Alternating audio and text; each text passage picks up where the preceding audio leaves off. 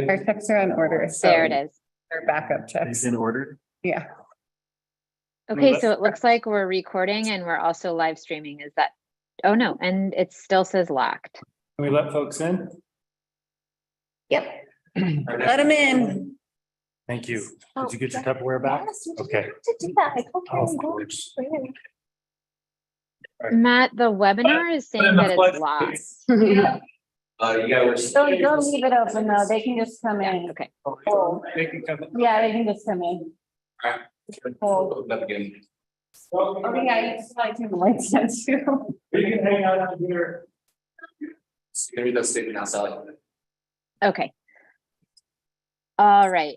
For the record, if any person who participated in the executive session believes that there was any improper discussion or improper action in violation of the open meetings law, I would ask that you state your concerns for the record.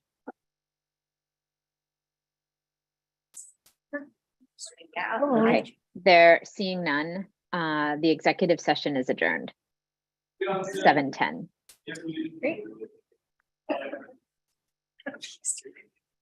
Okay, now let's just give probably a couple minutes, right, to let people come on in and hop on Zoom.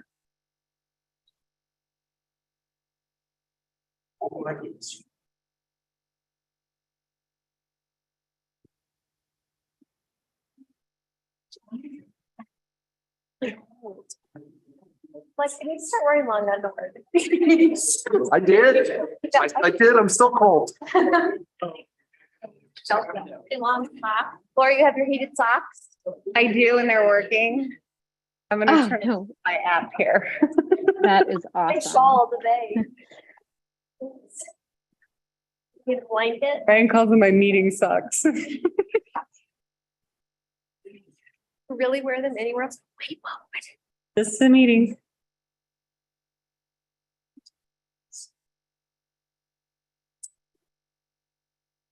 Okay. Would it be all right for us to get started with the Pledge of Allegiance? Yep. Okay, so for anyone who would like to stand for the Pledge of Allegiance, let's do that now. And maybe someone in the room can say that. I pledge allegiance To the flag of of the United States of America. To the republic which it stands, one nation, under God, indivisible. Liberty. and Justice for all. Amen. Okay. Thanks. Okay, so the time is now 7:12. And we will convene a regular meeting of the town Board of Trustees. Let's start with roll call, please. Trustee Dan. Here. Trustee Frager. here. Trustee Harper. Here. Trustee Bjorn. Here. Trustee George. Here. Mayor Pro Tem Martin. Here. Mayor Kerman is not with us tonight. Yes. Okay. Are there any staff or board revisions to the agenda? No staff revisions. Okay. All right, then we will get started with public comment. We'll start with in-person comment. Comments are limited to 3 minutes, and I can time, and I'll just show my phone on the screen as it's getting close to the conclusion of the 3 minutes. Dana, maybe you can help me with this if we have in-person comment. Yep, if you have an in-person comment, feel free to come to the podium. There also will be a public hearing later today if you'd like to offer public comment then. Okay, let me just sign in here.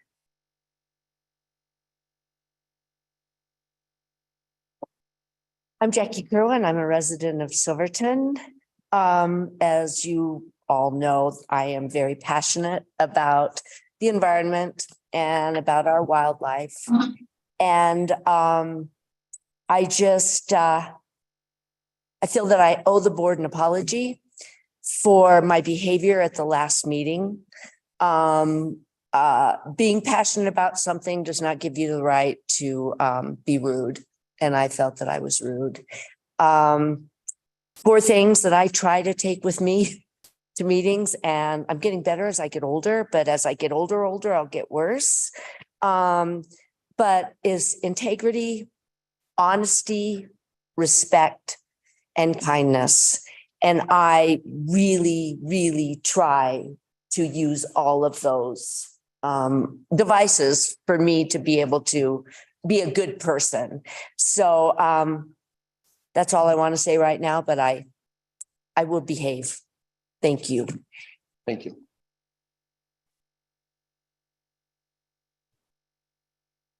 Do we have any other Thanks. in-person public comment? Sally, there's no more in-person public comment for now. Okay, and now we'll go to Zoom. I don't see anyone on Zoom, but Matt, maybe you can correct me if I'm wrong. If you'd like to have public comments over Zoom, please hit the raise hand button.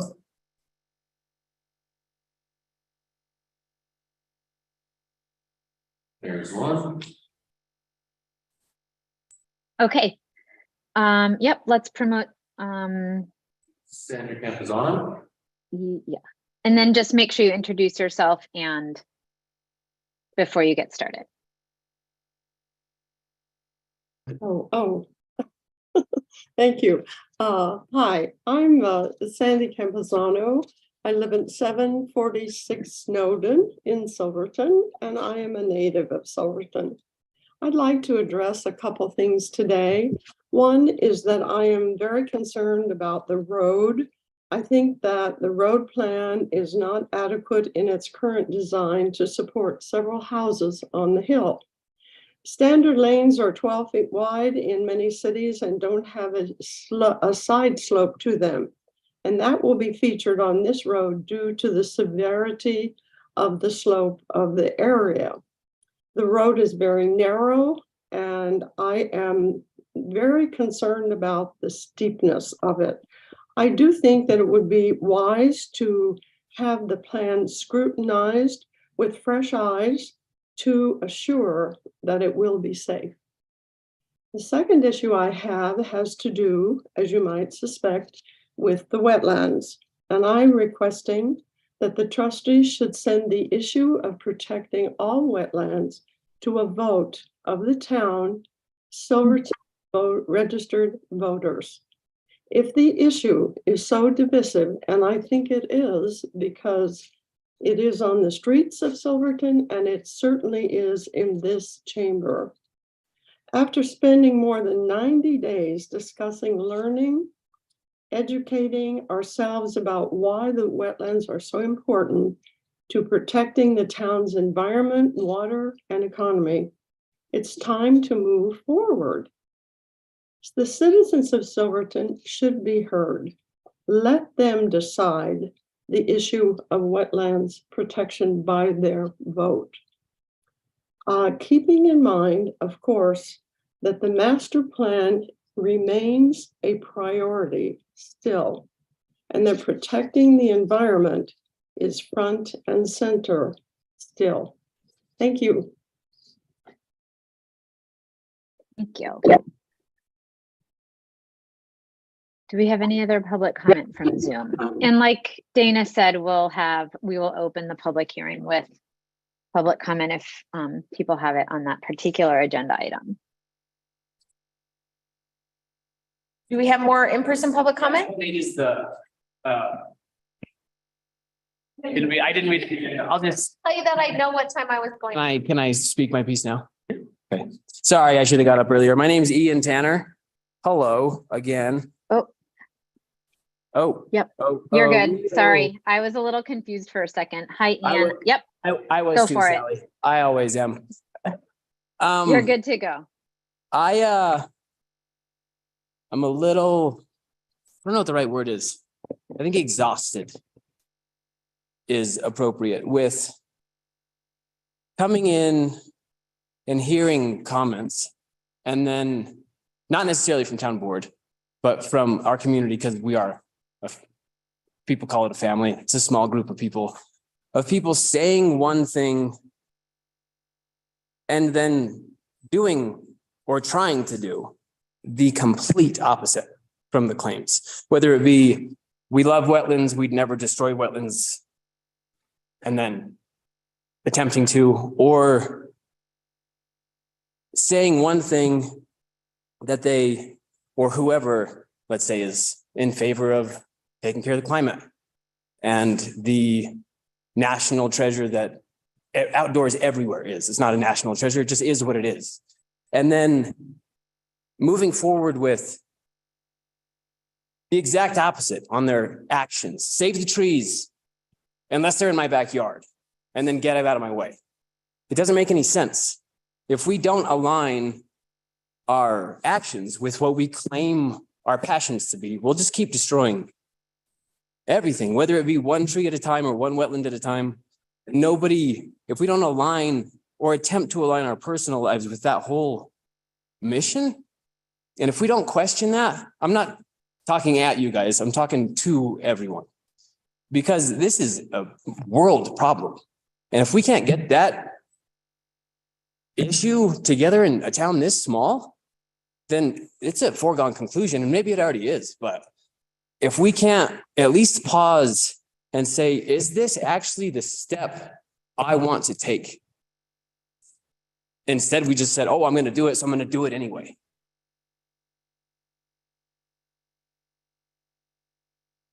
Honorable. And I think everyone involved, I think I said this last time, taking a second and really questioning our own personal agendas, no matter what they are, whether it's being in favor of wetlands or being in favor of cement.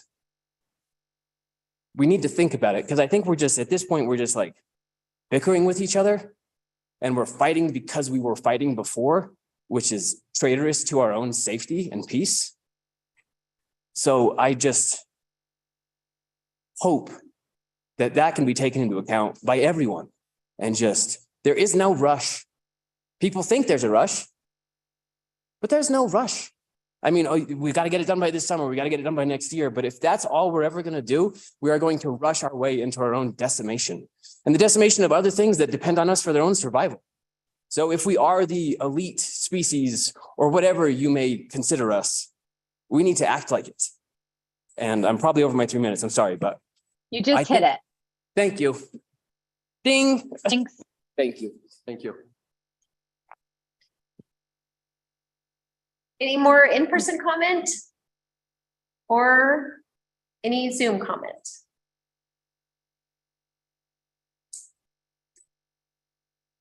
Sally, I don't see any more in-person comment.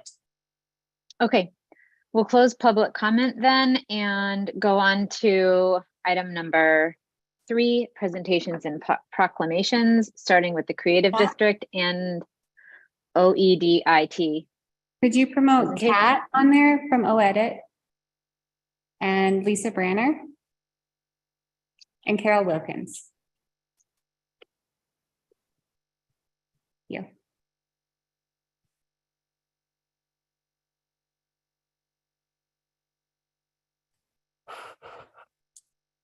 Okay, hi all. I am going to share my screen here really quickly.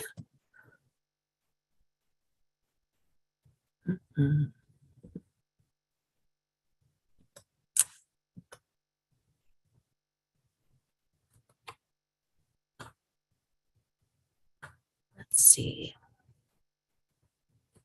Okay, looks like I'm going to have to do a different option here. Apologies.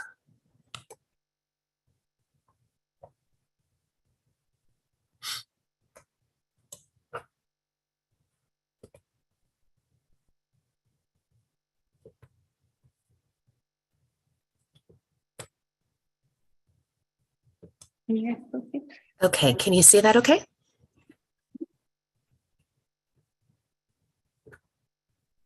Yes. Looks Okay. good online, and I think Matt just rotated the screen in person, so we should Oh, be great. good. Good. All right. Well, thank you so much for having me here tonight. My name is Kat Pappenbrock. I work with the Colorado Office of Economic Development and International Trade, and I'm the director of the Rural Opportunity Office. And then Carol and Lisa, would you both like to introduce yourselves as well?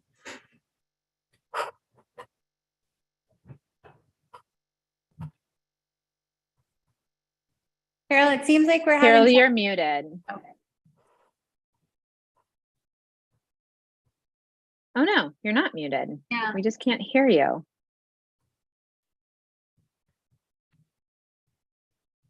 Mm-mm. But I could read your lips, which was cool.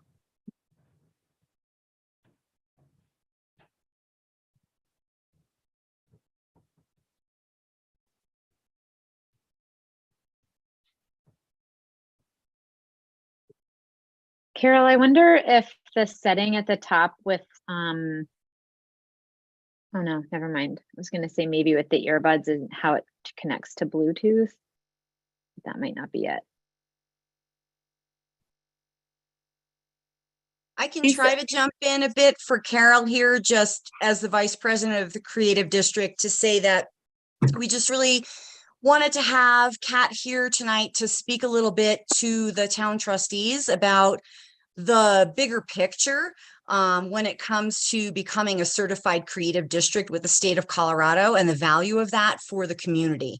So I don't know, maybe we can work out the sound issues between now and when Kat is done presenting, and Carol can speak more to the point on that. But that was essentially the idea tonight, and just to make sure that all the trustees were aware of and on board with what the creative district is doing, which of course you guys are. You've been so supportive in so many different ways, and we're so appreciative of that. And yeah, Kat can just speak a little bit more to what doors this will open to our community as we move forward with that certification process. Great. Thanks for that, Lisa, and for all the work that you and Carol and the whole town of Silverton have been doing as well. So thank you all for having me here tonight. I'm so sorry I couldn't be there in person, but with the weather coming in again too, it would have been a little tricky. Normally I'm just over the hill in Ouray, Colorado. So I know I had sent a preliminary slideshow to all of you to give you a sense of what activating a creative district is like. But tonight, what I'd like to actually do, and I've sent this to Gloria to include in the minutes, is kind of zoom back out and really take a look at the creative industry as a whole, how the town of Silverton would actually approach becoming a creative district, and then really what the benefits to a partnership between the town of Silverton and the creative district would bring in the future. And as Murphy's Law goes, I have lost all of my notes for my presentation, so we're going to see how well I've memorized all of this. So let's get started. So creative industries. Colorado Creative Industries is actually a division within the Office of Economic Development and International Trade. We have 13 separate divisions that all kind of interact with different parts of the Colorado economy. So my Rural Opportunity Office serves rural communities. The creative industries promote, support, and expand creative industries to drive Colorado's economy, grow jobs, enhance the quality of life. I know Silverton has worked with the Outdoor Recreation Office, the Colorado Tourism Office. We're all under this economic development umbrella, but we have some different functions within that. So Colorado Creative Industries specifically provides some programs and funding for communities that are really looking to enhance their economies through this creative lens. And those include grants and awards, which of course are funding, support, and recognition for artists, creative businesses, and organizations. In many cases, you don't have to be a creative district to access this. It's kind of open and revolving cycles throughout the year. Community and economic development is really that core focus that we're going to be talking about tonight, which is developing sustainable communities through job creation, creative placemaking, leadership development, and positioning arts at the intersection of social issues. This is where creative districts kind of fall as well. They also create a lot of partnerships that support arts education, community music programs, and more. And then finally, they oversee the state public art program, which activates public spaces, sometimes addresses public safety issues, engenders civic pride, and makes art available to all citizens. So let's take a look at the creative economy at a glance. In Colorado, creativity equals Colorado. We're actually #1 in the nation for supporting our creative industries, and also, fun fact, #1 in the nation for individual citizens within Colorado who consider themselves artists or engage in art making in some way. It's a pretty big industry in 2019. So if you think nationally, about 5 million jobs are categorized as creative industry jobs. Just within the state of Colorado, our last solid job figure not pre-recession, pre-COVID, was just a little over 191,000, which represents 5% of all of Colorado jobs. It's also 31.6 billion in sales of goods and services. So about 4% of that total sales economy. The creative industries are not just your traditional, arts industries. We actually look at them in 9 different clusters.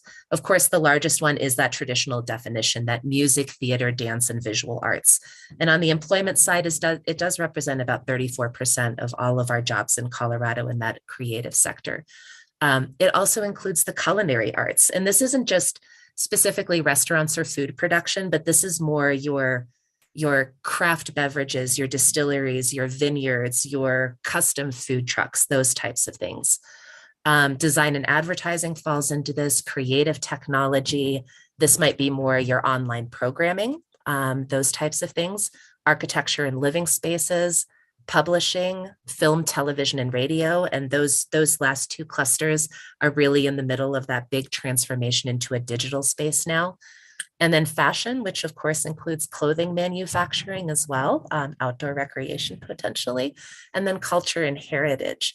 The thing that's really interesting is that the creative industries actually have a positive effect on urban and rural communities equally. So as we look at our 2010 to 2019 timeline, the creative economy in southwestern Colorado actually grew by about 20%, adding close to 1,000 jobs. So it's a pretty big sector of our local economy and is definitely something that rural communities can really utilize to create a more sustainable future. So let's talk creative districts.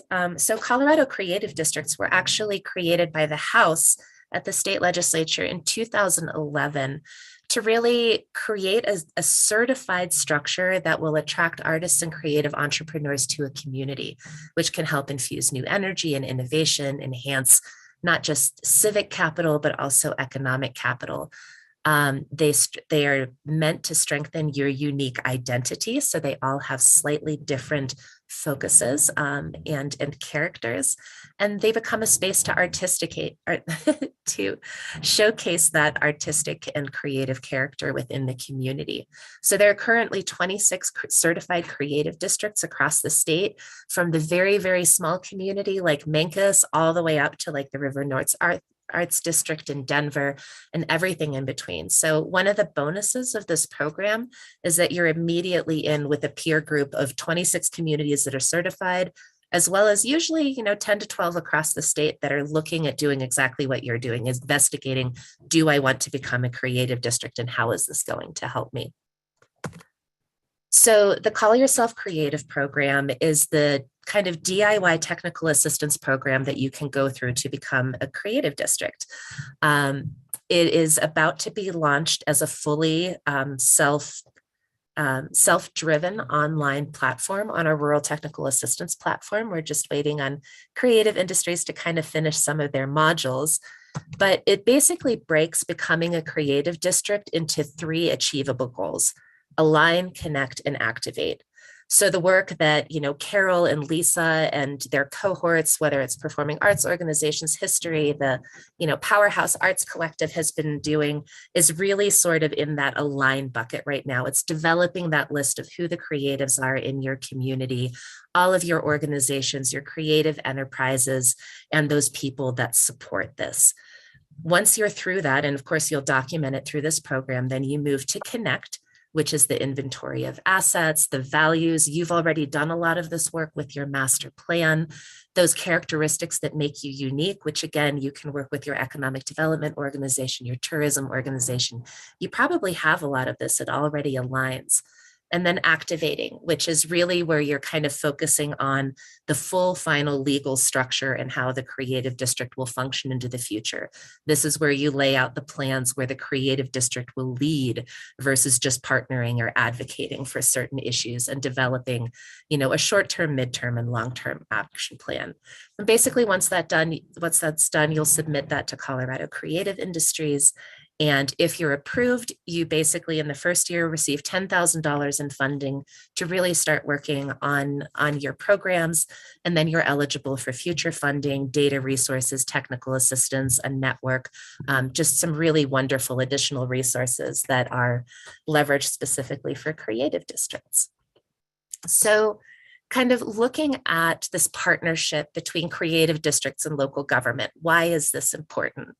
One really can't exist without the other, right? As in all things, you know, when you're dealing with the community, there are certain things that your local government can bring to the table and certain things that your creative district can bring to the table. And they're really meant to enhance each other, right? And all of this is done, of course, as everything happens in rural, through trust, transparency, and communication. So that's why I'm super excited to get to be here tonight to kind of talk about this with all of you. So first and foremost, you know, just the idea of a creative district can really increase local stakeholder engagement for aligned community actions. You know, a lot of times creative is seen as either, you know, a business or like purely in the nonprofit sector or one type of nonprofit versus the other. But just like tourism, that is, you know, one of those industries that in Silverton crosses all community boundaries, the creative industries within those 9 cluster definitions can do the same thing, and it can bring new people to the table and maybe make community development or economic development make sense in a different way. It can also increase access to information and support and leverage resources. And this is where I'm going to give a couple of examples from around the region and other creative districts. So of course, the Colorado Creative District at the state level has some really incredible community resource partners, right? So your local government is bringing your resource partners, whether, you know, that's DOLA or CDOT, you know, or those state and federal partners that you bring with to the table. Well, Creative District comes with the National Arts Organization, or the National Endowment for the Arts, the Colorado Business Committee for the Arts, the Western State Arts Foundation, which has that really incredible online data tool so you can tell your story and show impact, as well as like 10 or 12 other community partners, plus that cohort of 26 other creative districts that you can lean on. You don't just have to go with those existing partners, though. You can look at other partners in the region. One of the things that I think is really cool is First Southwest Community Fund, who of course does a lot of work in providing lending to entrepreneurs in the Southwest, has worked with the Mancos and the Durango Creative Districts to set up a creative arts loan fund. That's a low interest microloan for anybody in those 9 clusters that are located within the creative districts of those 2 communities. And it's basically loans from $5,000 to $10,000 to help them start up, change something, grow their business, but really just something to really help that sector grow and encourage new investment. That's also funded on the side by Colorado Creative Industries as well as the USDA. So it allows these really cool different types of ideas to come together. It allows you to partner on critical community issues. The creative industry has done a lot to help address housing. It's known housing has been an issue for creatives for a really long time. And so the Space to Create program in Colorado that you've probably heard of, this is slated for 9 different development sites in Colorado. They've selected 5 already. But it's really meant to provide affordable housing for the creatives in your community and provide opportunities for community organizations as well as creatives to have working space within an individual building. So Trinidad was the first one. Ridgeway, Salida, I believe Paonia and Grand Lake have now all either completed or embarked on their Space to Create programs. So it's a really neat model and it's been a good proof of concept. You can also deal with other societal issues. I know a lot of our communities are dealing with aging in their communities and how to keep those people engaged. And so the Arts and Society Grant is one of those opportunities. I know the arts partners for Delta Montrose and Uray counties have really worked together to pair at-risk youth for a 1-year essentially apprenticeship with a mature adult creative to mentor them into what a career in the creative arts might look like. So just some really cool things that you can do with this. You can share your, I don't want to cut you off before you're done, but I wanted to just check in on time. We've got about 6 or 7 more minutes. Yep. I will just wrap up then with the show the impact, because share your local story is pretty obvious. Use it as a marketing tool, right? So Ridgeway, I really wanted to actually have the time tonight to have Tara Wick present all of this to you. She's the director of Ridgeway Fuse, which is actually a combination of Colorado Main Street, which I know the San Juan Development Association is just starting to go down that path, and Colorado Creative Districts. They've done a lot of really cool proof of concept stuff within that over the last 10 years, by combining these two efforts together, Ridgeway has grown in population. They've increased their kind of gross economic share for the county from about 20% of the county GDP to closer to 40%, whereas Uray used to be that it was like the 70-20 split. Now it's about 60-30. Everybody has grown from that. And it is because Ridgeway has branded itself as a creative district and then leveraged Main Street alongside. So I know Tara was happy to stand by in the future if you have any questions to move forward. So that's it for me. I'll leave it open to questions for the rest of you. Thanks, Kat. I didn't mean to rush you at the end there. No. I just didn't want to cut you off all suddenly. No, it's good. Thank you for that time check.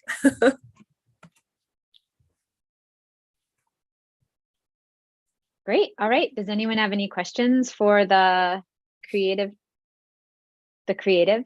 in the room?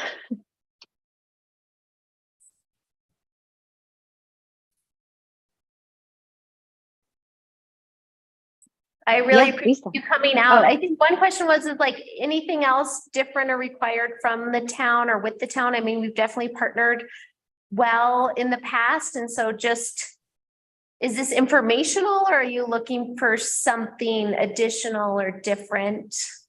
Yeah. Currently or in the future? No, that's great. And again, so Creative Industries isn't my program in particular. I just help to promote it. You do want the town's support.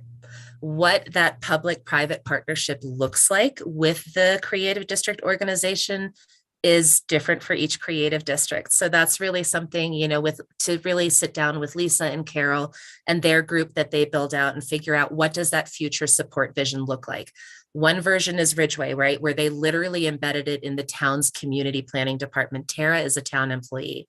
Other ones have separate nonprofit organizations that have absolutely no fiscal connection to the town, but the town helps them with communications.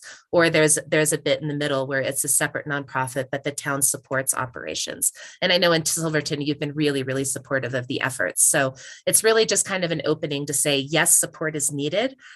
What that looks like. I mean, yes, there's a level you have right now, probably a little more in the future as you kind of move into formalizing this, but it's really customizable to what works for you and your community. And if I could just chime in there as well and kind of build on what Kat was saying, definitely this was intended as an informational presentation for the trustees to help you wrap your heads around what's possible for the community as we strive toward this certified creative district status. And I wanted to mention, Carol forwarded me her opening comments that she unfortunately was unable to share. And really, I think she just wanted to express to the group that we hosted an open house in January where we're really trying to bring the larger creative community in. COVID really kind of slowed our efforts down. I think we had a lot more involvement prior to that from our artist community. And so we're looking to re-engage. We had a great turnout of about 25 people at that meeting. Mayor Furman was there. So thank you, Shane, for being present, even though he's not here tonight. But we had great feedback and we're looking to slowly start implementing some of that feedback. And the idea here is that we're going to start engaging on a quarterly basis with like an arts roundtable in the community to bring everybody together, start on those first steps toward this call yourself creative process so that we can actually certify. And I think the intention here tonight was just to get this group up to speed on what we're doing, why it's important. Thank you again for your partnership and just give you maybe a little glimpse into the path ahead. And that we'll have further discussion as we go forward about what we might be looking for from the town in terms of partnership. But to date, you all have been amazing, and thank you so much for that support. Thanks, Lisa. Thanks, Lisa. Yeah, that was a great kind of drone view of creative districts across the state, and also kind of looking at some of those steps. They look so aligned with the work that you are already doing. It almost didn't, I was like, wait, is this the documentation of what you've done? And then I was like, no, that's actually, it just looked really just aligned and really smooth. Good fit. Our intention has been to build the foundation to go for this certified status from day one. So nice. Okay. I'm glad to hear that That you makes see sense. the alignment. Because that's what we've been working toward. And I do want to mention as well. That was the whole point. Yeah. Okay. Right. And we have Westberg and Lori Nixon also on our board of directors in the audience tonight. I just want to mention that, and in case either of them want to chime in on anything, they're there in person. I don't have anything to add, but thank you again. Well, thanks for the efforts, everyone. It's all volunteer, and at this point, and I know it's significant, and certainly a significant contribution.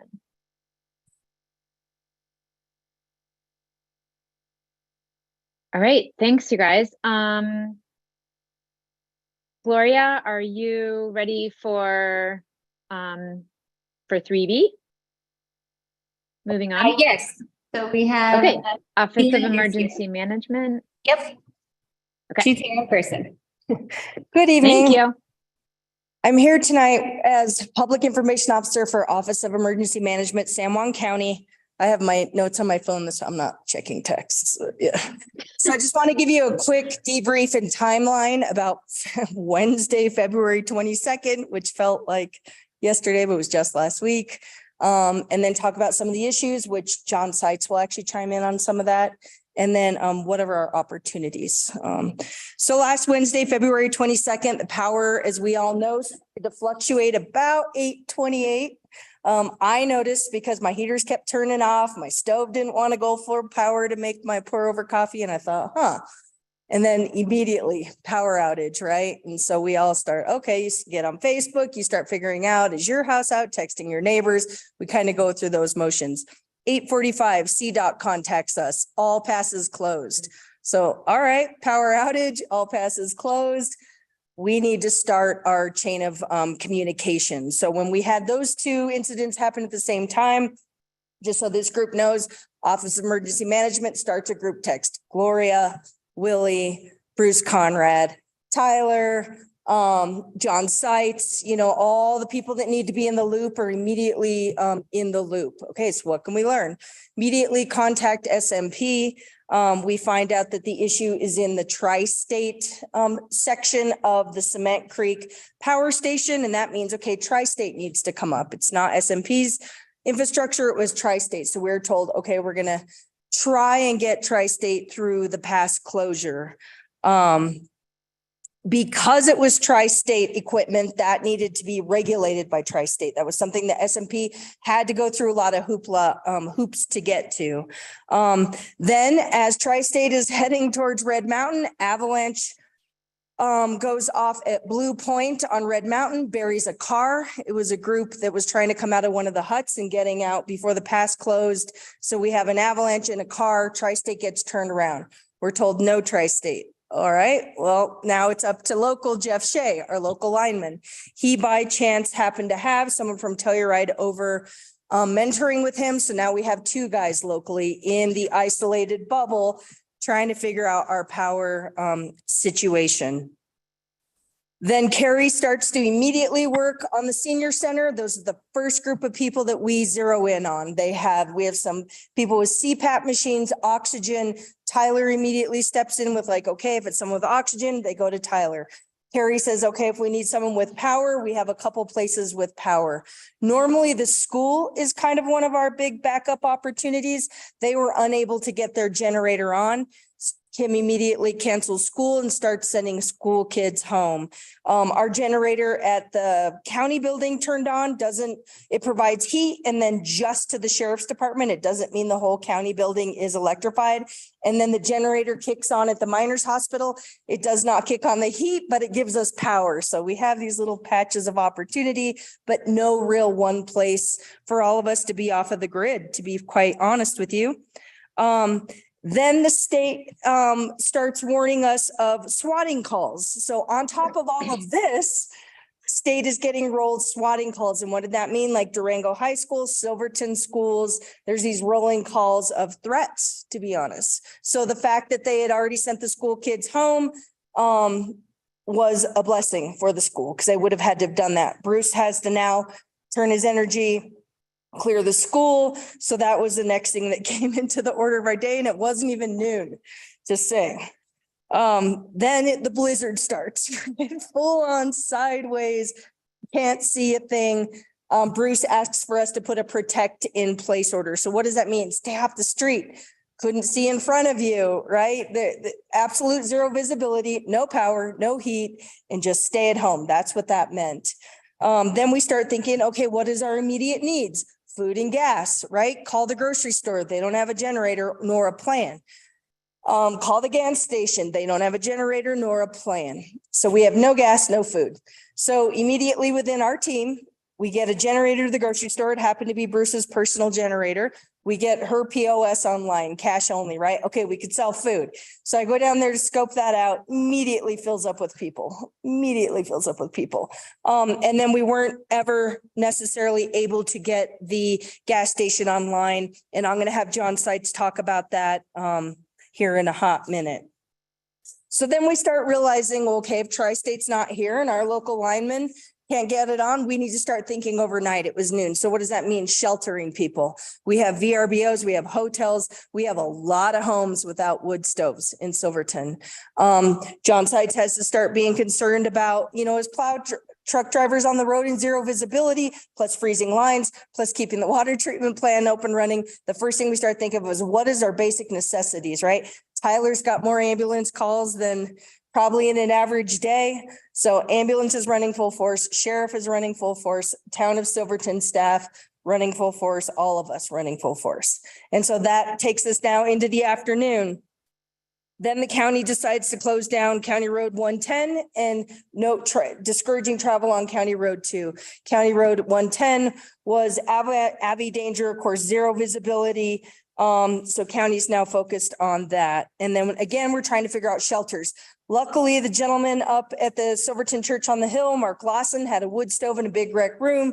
We knew that's a first place for seniors, right? Basement of hospital. And so that kind of vulnerable population. But think about that space. That's not even bigger than what your table is, right? And so we really don't have shelter space here. At least we did not that day. Power then, thank God it was Tyler George's text when we were all on a group text. You said, I got power. Like, wait, what? And so we start to see that power was starting to roll in to town. In the end, passes were closed until the next day. We had no access in or out, no opportunity for a helicopter to come in, no opportunity to even get the ambulance out in an emergency lane, to be honest. With the amount of avalanche activity that was happening on the passes, 32 hours, we were all blissfully sealed in, world sealed out. And then with the power outage, that was from 8 a.m. to 4. So that was a long day, 8 hours without power on a very cold blizzard day, right? And so our Nixle is the first line of defense for communication. We do see people on Facebook and all the social media channels, emails, but in the end, Nixle is most critical for everyone to be on. That's our most important form of communication. And we have over 2,000 subscribers. So what does that tell us? It's more than the Hamlet. It's people who have second homes. It's people who are just super curious about us. Those are people who want that immediate information. Between the 20th and the 25th, between red alerts and this whole day of disaster, we sent out 14 Nixles. So town of Silverton uses it for red alert. Jim Donovan with OEM uses it for pass close, pass open, no power, like whatever comms we can get that we think is good in mass text to your phones. The OEM maintained constant communication with CDOT, Colorado State Patrol, Dispatch, the Colorado Office of Emergency Management, Department of Homeland Security, CAIC, National Weather Service, Tri-State, and SMP, and then our locals. So we all day are just really just communicating to try and figure out enough information. What can we share? Can we not share? What do we need to do to plan to get ourselves through the day?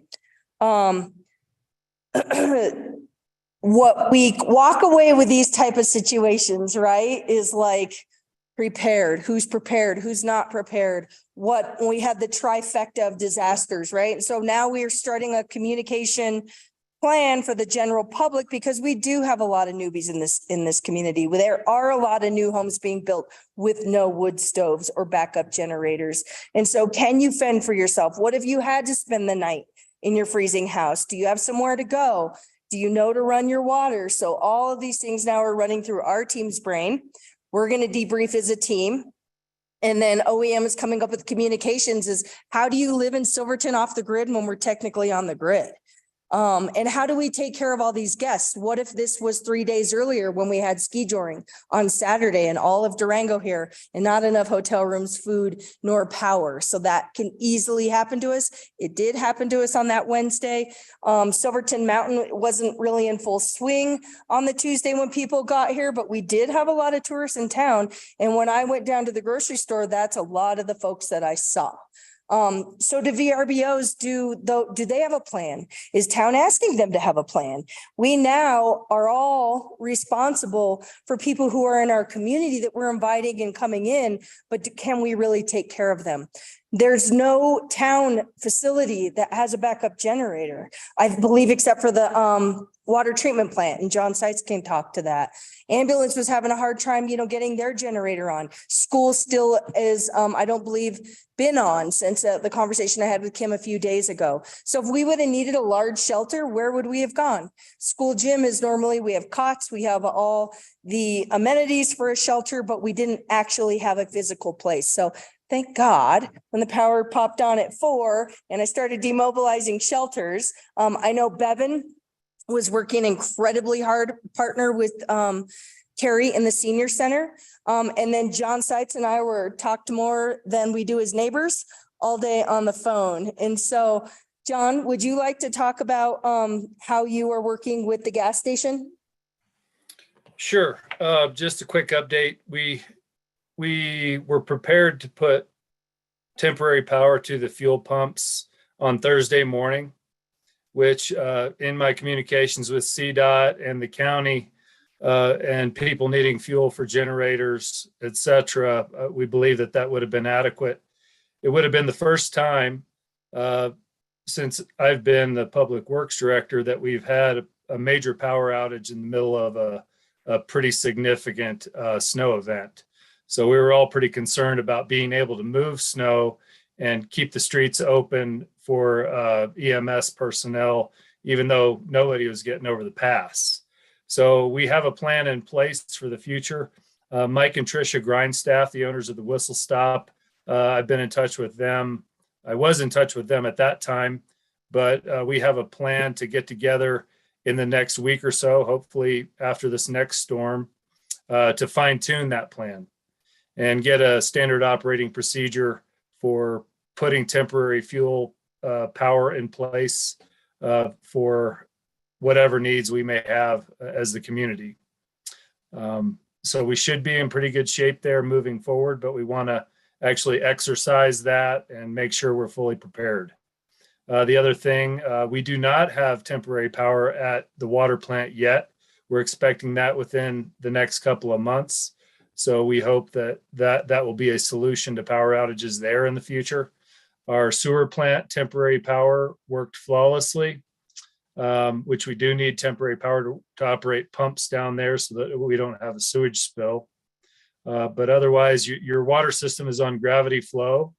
The biggest worry I think I worry about with water is having freeze ups on service lines that don't have adequate heat.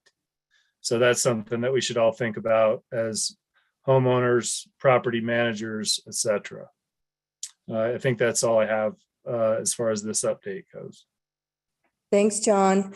So what do we walk away with this? Community resiliency, right? Like how can we literally sustain services, each other, live in our homes, take care of our neighbors, our animals, our pets? Can you cook food when the power's off? Can you get your own generator system? What can we do, especially with all the growth that we're about to experience, right? And so there's some things like in code, do new homes have a power backup system? There's the technology out there, but we just haven't really had to discuss that much. And that really needs to be a forefront of discussion. The SMP does have some grants and some resiliency plans, but I was told very frankly that they're working with Ophir, Enrico, Uray, and Ridgeway, and they do not have the bandwidth at this time. So what could you do as a council? Maybe poke SMP. It's the same thing I told the commissioners, to put us in that line, to also have a resiliency plan. We are also a part of that organization. I get, that they are working on other projects in motion, but we need to get in line. So there's things that we can do as a community to ensure. SMP has always been very forthright, at least with the county commissioners when they come up and talk, that the tri-state lines and a lot of our sub-centers are old and need work.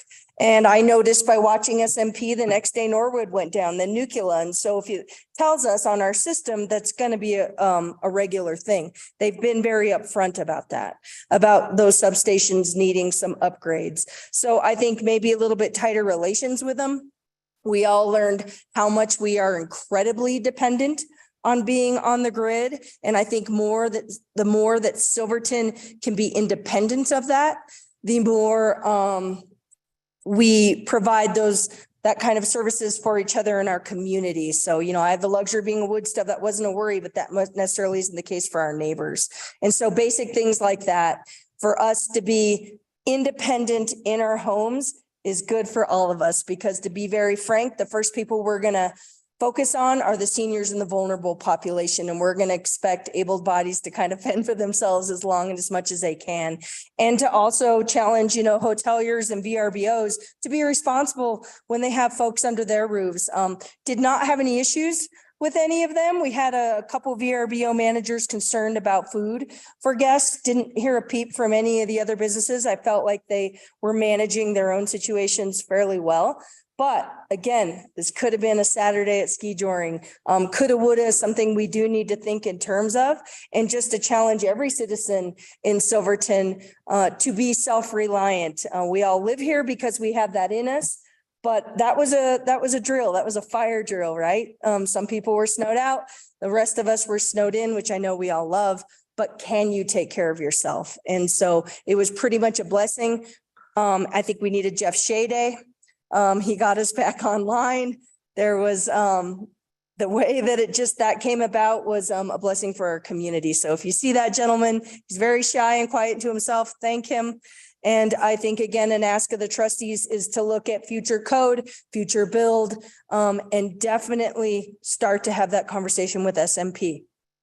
Nixle, text 81433, Silverton zip code 81433 to 888-777. Nixle is important. Of course, we're on social media. We have emails, and let's say that whole infrastructure was down. We would go to the JIC boards if I had to handwrite something on a piece of paper. So JIC boards are in the post office. Would be the most central spot for people to get information. Cell phones, make sure you get those fancy chargers with batteries, have lamps, have a heating source, all of those things, because it can and will happen to this community. Does anybody have any questions about the timeline, any of the communications? Tyler? Yeah, my only question was, I realized that I didn't realize that there was a jurisdictional issue between SEMPA and Tri-State. Is there a way that we could get Tri-State to give SMPA like an automatic MOU to work on their stuff if they can't make it here? Or is there some way that we can streamline that? Because I know that ended up being several hours longer than it needed to be, because we needed to get permission for SMPA people to work on their equipment. I don't know if they would, I don't know if they would, I don't know if they can, but having some sort of MOU that would allow our local people to work on their stuff automatically, that might be something that we should, I don't know, ask them, talk about. Yep. And I think when they always come up to the commissioners, and then I think town of Silverton after, especially when they start with the highway closures again, that's going to continue to happen for the next few years. I also think on top of that, Tyler, we need insurance that there will always be alignment in Silverton. Someday Jeff's going to want to retire, right? And we were lucky he wasn't on vacation. But just having one also leaves us incredibly vulnerable. So I think that's something that'll definitely circle back with the commissioners. Jim, did I see your hand up? Thank you. My question was with regards to communications. Historically, there's been I think it's 7 to 9 hour battery backup on our cell tower. And the conversation was about a year or two ago to, I guess, get a more robust system to expand that battery pack. Has that really just me? So asking a question to the wrong person. Yeah, but that's the question. That's why I went to the commissioners and coming to you, because then us as a team are going to debrief. And Gloria will be part of that. Tyler be part of that. John Seitz. And so that's something we'll bring up to that team. I do not know the answer to that, but that is an excellent point because we were down for 8. Cell phones were our lifeline. And again, what if? Yep, that's an excellent question. Does anyone else have any questions? All right. Thank you. You all have a great evening. Thank you very much. Thanks, Dan. That was exciting. Hopefully that's the most exciting point of our night. Okay, on to item number 4, new business. This is the 4A RFP release for Columbine Park landscaping. And we didn't put in a memo on this because I feel like an RFP is pretty self-explanatory in itself. But if you would like to ask any questions on this one, Todd is available. Todd, do you have anything to add? No, getting pretty excited about Columbine Park. It's really taking shape. This is kind of pretty self-explanatory, but the next step in kind of ensuring we're going to meet our deadlines. As of right now, everything is on schedule, which we're really thankful to Brian and his guys for. They've been crushing it over there in a pretty challenging winter. And this RFP provided in your packet is for landscaping and park elements, kind of everything outside of the building. And I'd be happy to answer any questions if the trustees have any.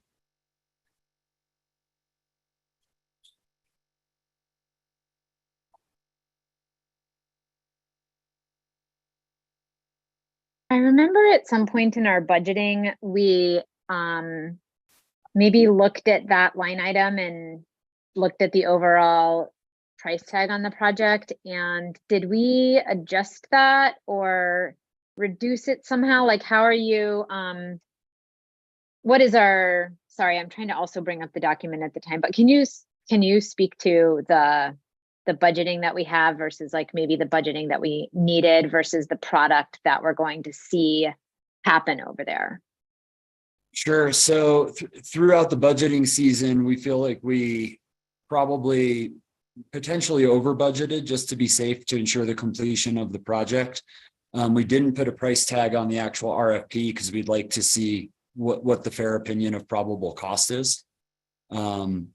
So we didn't want to essentially set a budget before we know what the budget is from the respondents to keep that process competitive. But this was budgeted for 2023, and we do feel we have an adequate amount to cover the completion of the park. Great, thanks, Todd.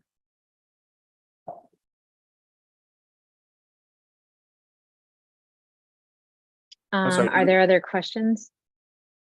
No, my only question was, do we just give direction or is this a motion? This is a motion to release the RFP.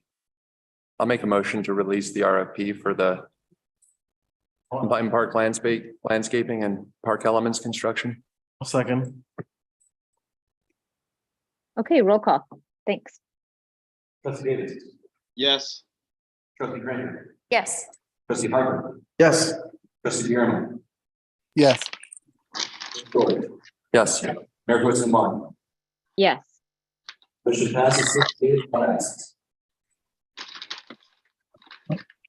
Awesome, great. Okay, I'm going to scroll back up to the agenda here and then. Okay, item number 5, approval via approval of consent agenda items. I had 2 questions on our expenses. One was the item in there for a tap fee for 7,000. I was just curious. Yeah. Any, John, do you want to go to specifics of that? So you think that voice or should I get that?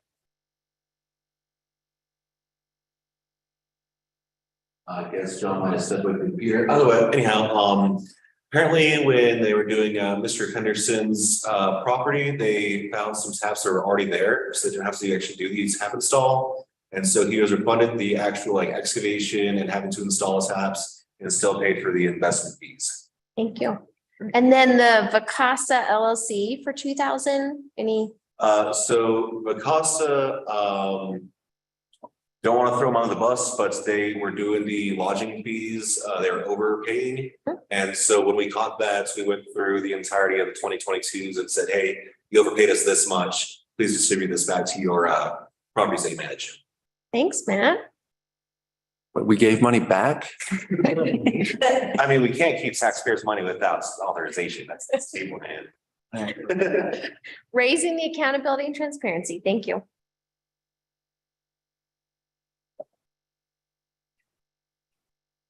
I'll make a motion to approve the consent agenda. Second. Trustee Davis? Yes. Trustee Cranker? Yes. Trustee Harper? Yes. Trustee Graham? Yes. Yes. Mayor Pro Tem Martin? Yes. Motion passes 68, 1 absent. Okay, thanks, Matt. On to staff reports. Okay, I think we have committee reports first. Is that correct? Oh, I see it. I see staff reports after the consent agenda as number 6, but. Oh, yeah, we do. Okay. All right. So to streamline meetings and give extra time for staff, I would like to request that we move the work session scheduled for next Monday to either March 27th or April 3rd work session. And because we also had a really long meeting tonight. Does that work for y'all? Yes. Okay, I will send out more information on that. And then something really exciting, John and I have been working with the EPA's H2O Community Solutions team.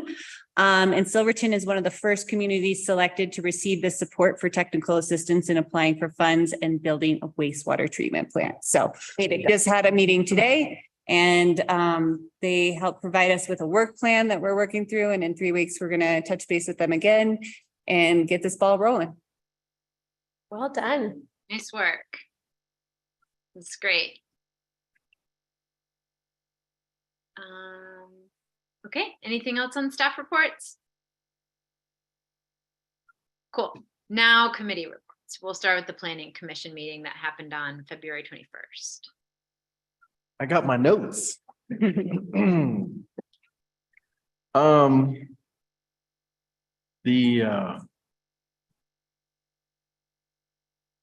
page. The planning commission meeting was about an hour and 15-minute long. We reviewed minutes from November 1st, from December 13th. Discussed the planning commission board appointments, had an election. The seats were retained that were already there. We reviewed financial reporting for all of 2022. I reviewed and approved the payment to the secretary. Had a brief discussion regarding our town, our community, regarding the wetlands, snow loads, the hazardous overlay district, and then meeting was adjourned. Hey, Jim, just for a Hey, Sally. public, would you mind just sharing the list of names of people that currently make up the planning commission board? Well, I'll tell you who's in attendance, and then I will tell you who's on the board. The attendance was Jim Weller, Bev Rich, myself, Austin Lashley and Melissa Childs. The seats that were retained were Ken Safransky and Bev Rich. We did discuss the Board of Adjustments, and that is going to be Jim Weller, Melissa Childs, and Bev Rich. And the third committee is the Historic Impact Review Board, which is Scott Fetchenheimer, David Singer, and Bev Rich. Awesome, thanks. You're welcome.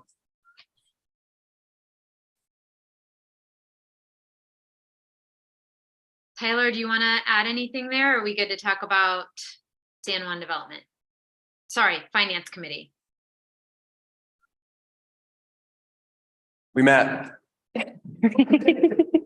right, let's talk finance then. So I'm sorry, I don't know. I don't think I have my notes for that meeting, but You want to tag in? Yeah, Lee does a really, Apparently it's been a busy, oh yeah, Dana, sorry. Dana does a really good job. Well, I had a lot of opinions on this one. No, it's a great meeting. We started with an intro from sales tax kind of analysis from Willie Tukey that he had done for the commissioners. I think it was a great first start and a lot of work went into that. I went on to a long bit of feedback on what indices we're using to measure inflation and how I don't think we should use the CPI because it's a measure of inflation for consumers and the town is not a consumer. So I had lots of input on that. If you'd like to hear my remarks, go listen to the recording. It's all there. But I think we have a lot of good input there and info, and it's a great place to start. We talked about payroll and needing to switch over to a different payroll provider.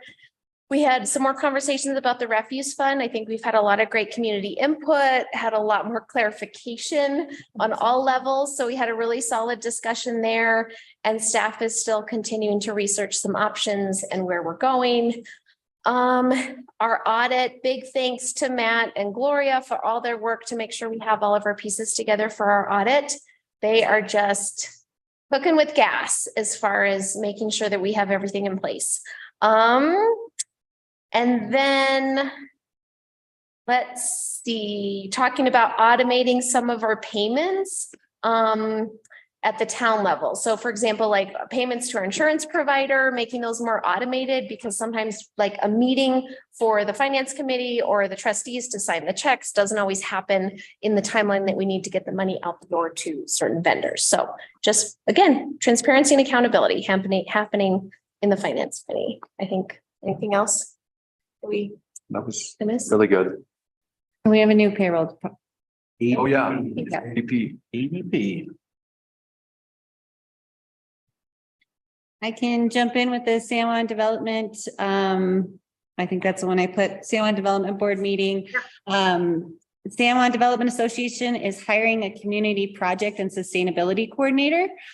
So resumes and cover letters will be due March 20th, and this is all grant funded from a READY grant that we just received. The town will be acting as that fiscal sponsor, so it'll come through us and then pay them. So we're working on an MOU right now. And then for our library board meeting, the library board is looking for a new board member. Interested community members can submit letters of interest to myself or Misty, and we'll bring these to the board for approval.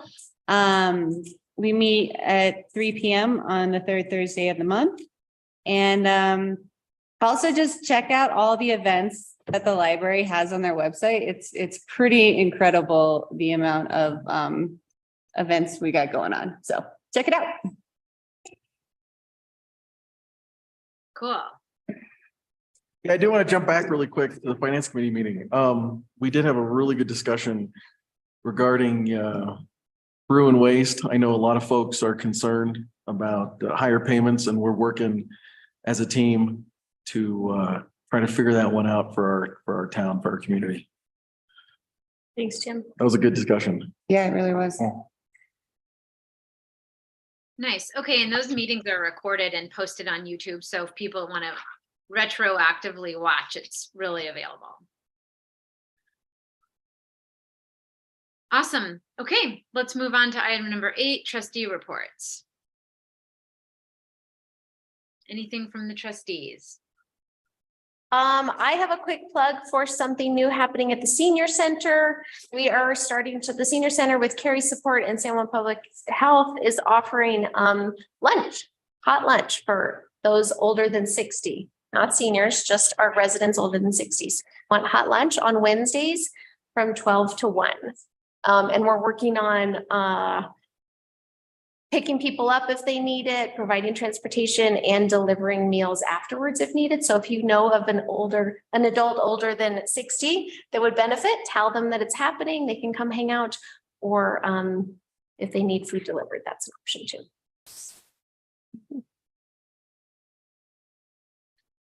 Good idea. Anybody else? All right. Then on to agenda item number 9, continued business. We'll start with the Kendall Deck Architect RFP Award. I'm thinking we're going to kick this one over to Todd. You are correct.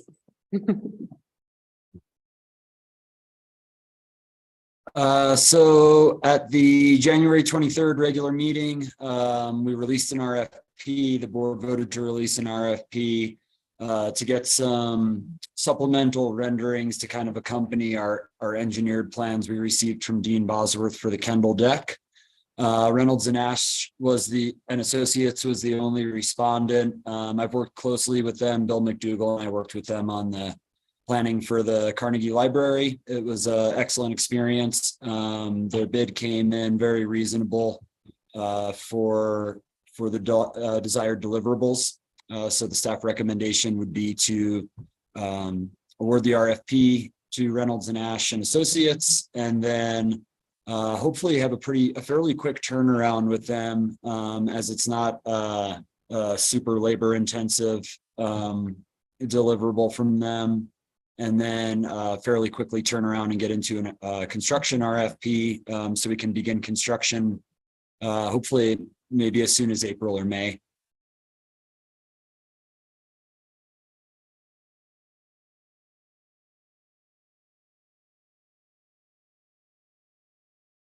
Okay, thanks, Todd. Are there questions about that response or anything on the Kendall Deck? You answered my questions, which were about timeline. And I think you noted in your memo on this, or I read it somewhere, that this does not have an impact on, again, budgeting question. Sure. This is already coming out of a grant that we've received. No. So not a grant, but we did budget. Oh wait, for it. sorry. Previously budgeted. Yep. Yeah. We did budget for it for the 2023. Yeah. Thanks. So yes. Great. Sure. And just for the sake of clarity, I think the real goal here with bringing in an architect on the project is we have a really great engineered plan. And I think we would just like to use this as an opportunity to really hone in on the aesthetic and some of the materials and things like that. So we're not talking significant structural changes. We're really talking about developing the aesthetic to be positive of what we're getting, and make sure it's going to function for the community and kind of have a lot of that aesthetic value that we really desire out of the project. So kind of a final check-in, and then we'll be looking to do a construction RFP. Great. Yeah. Thanks for adding that.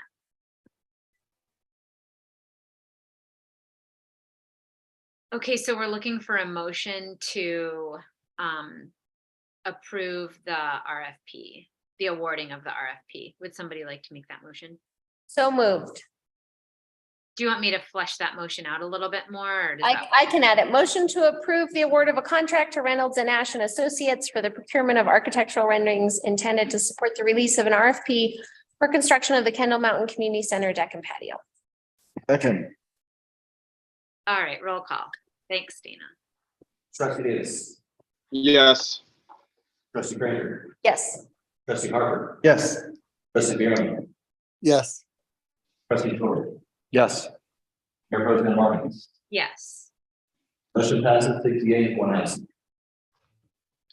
Okay, thanks, Todd. Item 9B.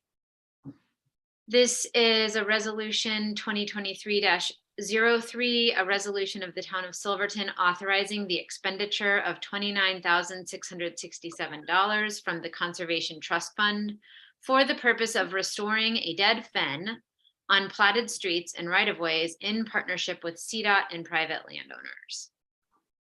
Well, I was gonna say all that, but you did. So, Oh. we have talked about this, in our two previous meetings, and I was directed to bring this resolution to you all.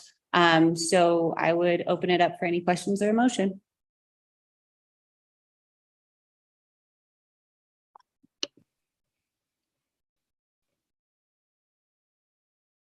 All right, I'll make a motion to adopt resolution 2023-3, a resolution of the town of Silverton authorizing the expenditure of $29,667 from the Conservation Trust Fund for the purpose of restoring a dead fen on platted streets and right-of-ways in partnership with CDOT and private landowners. Second.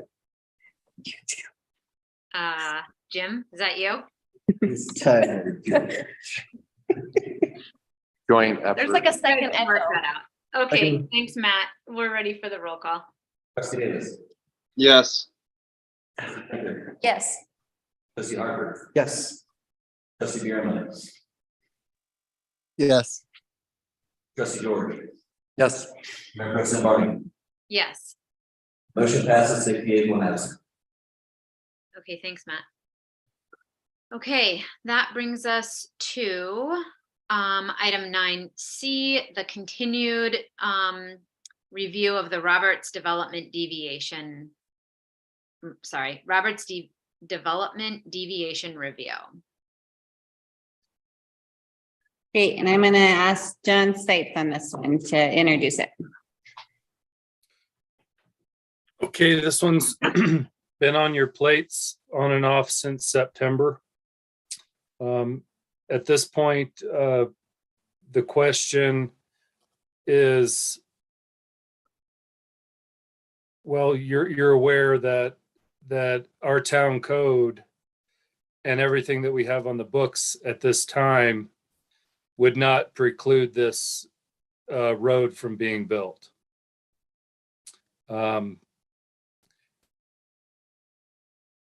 There is the question of non-jurisdictional wetlands, which you're also very aware of. I'm not sure if I can really fill in any more details at this time, but I'm glad to help answer any questions that you might have.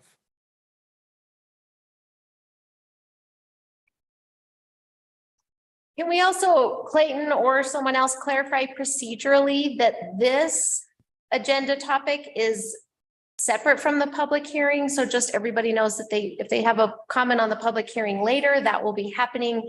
But the Roberts Road review is a deviation review and is separate from a public hearing. Did I state anything inaccurate, Clayton? No, I think you had that right. I'd want Gloria to confirm that, but I'm pretty sure that's correct. Yes, that's correct. Thanks.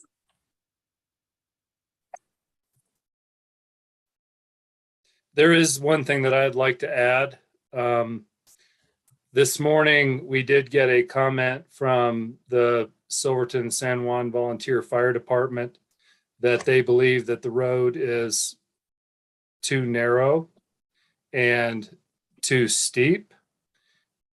I would say to that it is well within our development standards, with the exception of the width. We prefer wider, but it's more than twice the width of a plow truck or a plow blade, and approximately 3 times the width of an actual loader. So I'm not concerned about plowing this street. And this has been reviewed extensively by the town's engineers. I would not discount the fire department's comments, but it's a bit late in the game. This has been on the plate of the town board for 5 months, and there may be some more value to that, but from a structural standpoint, I would stand behind our engineers and staff judgment.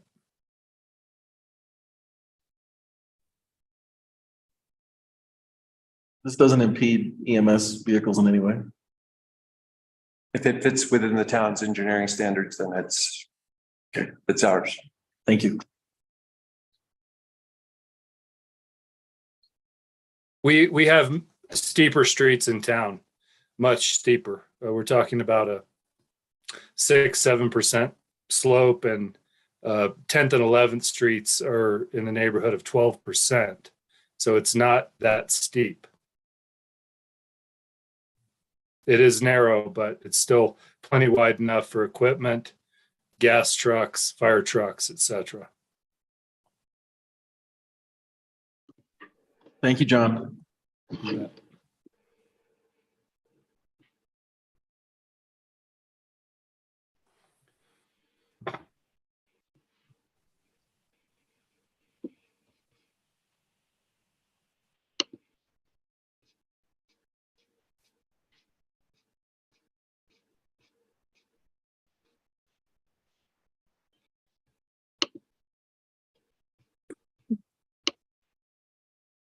I'm gonna relocate real quick. This has just been a really intense discussion for us as a community, and my family is just about to have dinner. So I'm gonna relocate, but I'm still present, and then I'll be able to focus better on the discussion.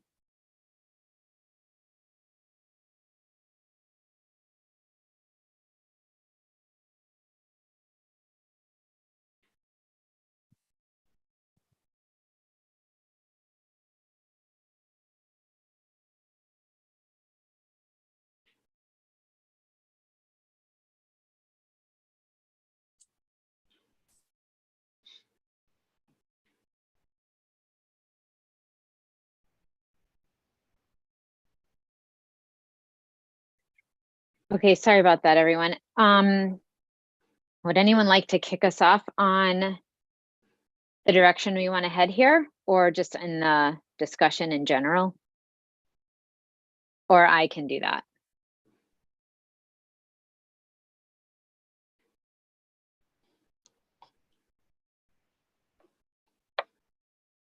Can we set some parameters for the goal of the discussion? So that after this discussion, we're going to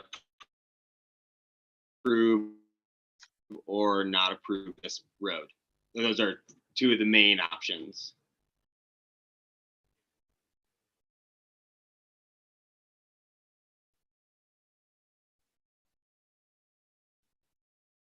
Right, correct. Yeah. Okay, so I'm gonna start. I'll kick us off with, because I think we've learned over the last little bit that, like we've said, they have followed all the requirements within our specific code. So my question is for Clay, in terms of, like, from a legal standpoint, what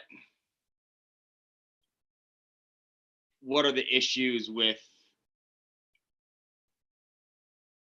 not approving this application?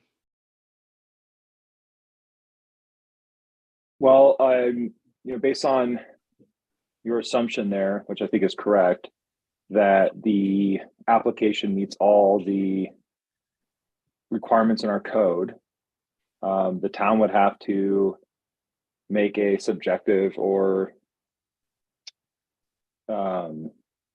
basically unsupportable decision if they were to deny the road. There's nothing based on staff recommendation, based on staff review, and the laws that we have in place. I think that it would be very difficult to deny the application based on a objective decision or objective reasoning gleaned from state, federal, or a local code. So would that leave the town vulnerable? Yeah, the town would be, so the town's responsibility is to, reasonably apply state, federal, local law to any sort of building application. Anytime you go into subjective reasoning that's not supported by state, federal, local law, you create a liability. And I believe that if someone were so inclined to file for a lawsuit or injunctive relief under a scenario like this, that they would be successful.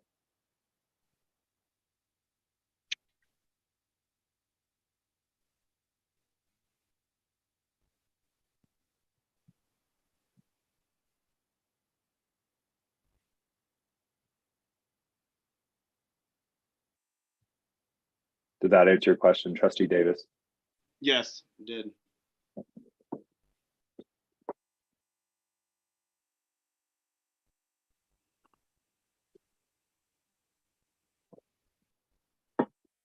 So this conversation for us has been so difficult because I think we had some public comment that sort of alluded to this earlier, that this road is covering terrain that is right now currently in our code, not it's not protected. It's non-jurisdictional, so it's not protected wetlands federally, and it's not protected locally under a non-jurisdictional wetland protection delineation. And so that's sort of how this road can meet the code. It can be designed to road standards. It can be designed to meet infrastructure specifications for public works. It can be put on this this property and still meet the code.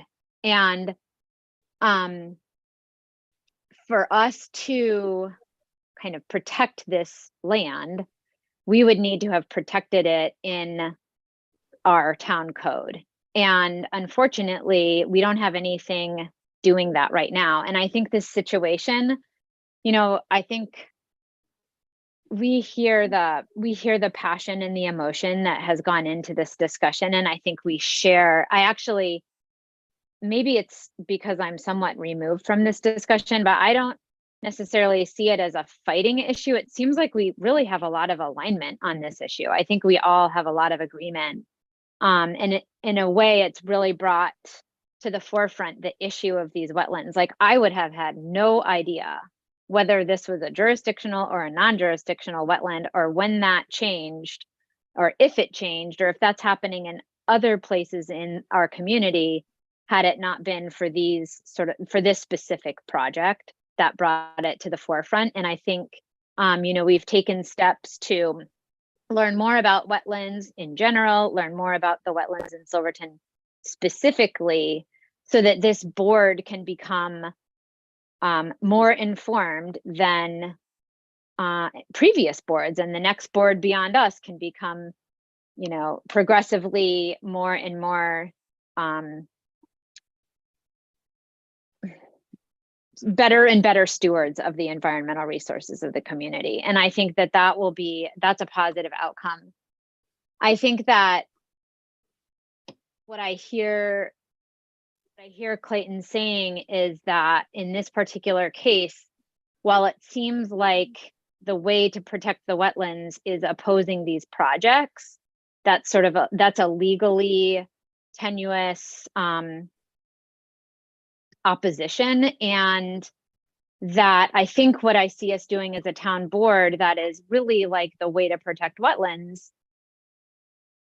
and unrelated to this project, unfortunately, is to create policy and code that does that systematically and transparent in a transparent way, so that everyone in our community kind of is more informed about what we actually have on the books and what needs to be on the books, and why. What are the actual values of certain wetlands relative to other wetlands? And we've heard so much about that in the past few months.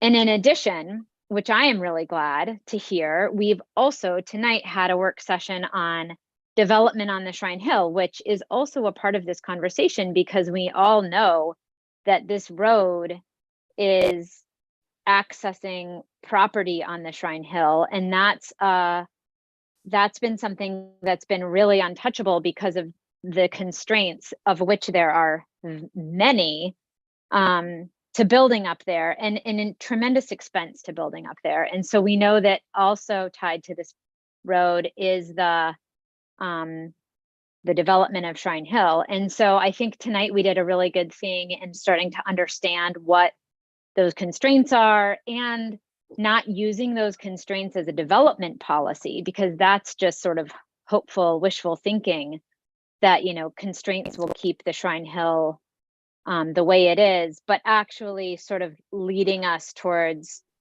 an actual development strategy that is more than just hopeful thinking. And so I think pursuing both of those paths is a really, I'm really optimistic about that outcome when it comes to this discussion that we're having. I think we're taking some good directions with wetlands. We'll be able to enact policy that can protect them. We're going to understand and better be able to structure development on Shrine Hill. And in the meantime, we're in this sticky place where we have a project in front of us that we're looking at on its individual merits. And we as town board members have been elected to be responsible for the town code. And that carries a lot of weight. And I take that really, I take that really seriously. And I know that we all do. And I think that role puts us in a situation where we have to treat our position responsibly. And to me, and I'm sure that there are arguments to the other direction, but to me, that really means understanding our town code, looking at what's in front of us. And unfortunately, I see us, not unfortunately, fortunately, we are beholden to our code. And so I sort of asked about a hypothetical earlier, and I was sort of trying to understand this in my own head, of like, if there was a buildable lot, you know, in a residential district and somebody, but it was maybe a non-conforming lot. So it had to go through some extra planning or be brought to the town for review. And so somebody wanted to build like a 7,000 square foot home on this non-conforming lot. And that's giant, you know. I don't know of a neighborhood in Silverton where that would feel like the right thing to do. And currently, and in addition, our master plan would also sort of indicate like, hey, that's just not the spirit of the Silverton community to have giant, you know, McMansion homes with media centers and whatnot. Like, that's just not the character of our community. But there's nothing on our codes to prevent a 7,000 square foot home from being built on these, you know, adjoining lots in town. And so if that project were to come before us tonight, we would have to, I, as a town board member, I would feel beholden to our code in this way of saying like, I need to approve this, because if the code were to actually reflect the values that I have as a town board member and that we have collectively as a community, I would want a trustee in my position to not abuse her power and approve something or approve or deny, you know, whichever it was, that they just subjectively didn't feel like fit with the code. And I think, unfortunately, we're in a sticky middle where the code isn't necessarily reflecting the values that we have. And, you know, if we could go back 10 years or 20 years and put something in, I think that would be ideal, but we can't. And so we're stuck here with an inadequate situation. So I don't even know. That was probably like a 10-minute long comment, but I've just given this a lot of thought, and I've heard from a lot of community members, and this is one of those issues in town that's really, I know it's really touching on personal and emotional, you know, it's economic, it's at the intersection of a lot of professions, of engineering, of ecology, hydrology, economics, our relationships. It's just one of those like beautiful public moments where I think that's one of the exciting parts of this position. And it's also just one of the most challenging to be in this spot where we're sort of hearing all those perspectives, and it's coming from, I think, like a real cross section of our community. and we do have a lot of alignment and a lot of passion around it. So I've given it a lot of thought, and I'm sure I have pages and pages of more thoughts, but I will step aside and let someone else talk.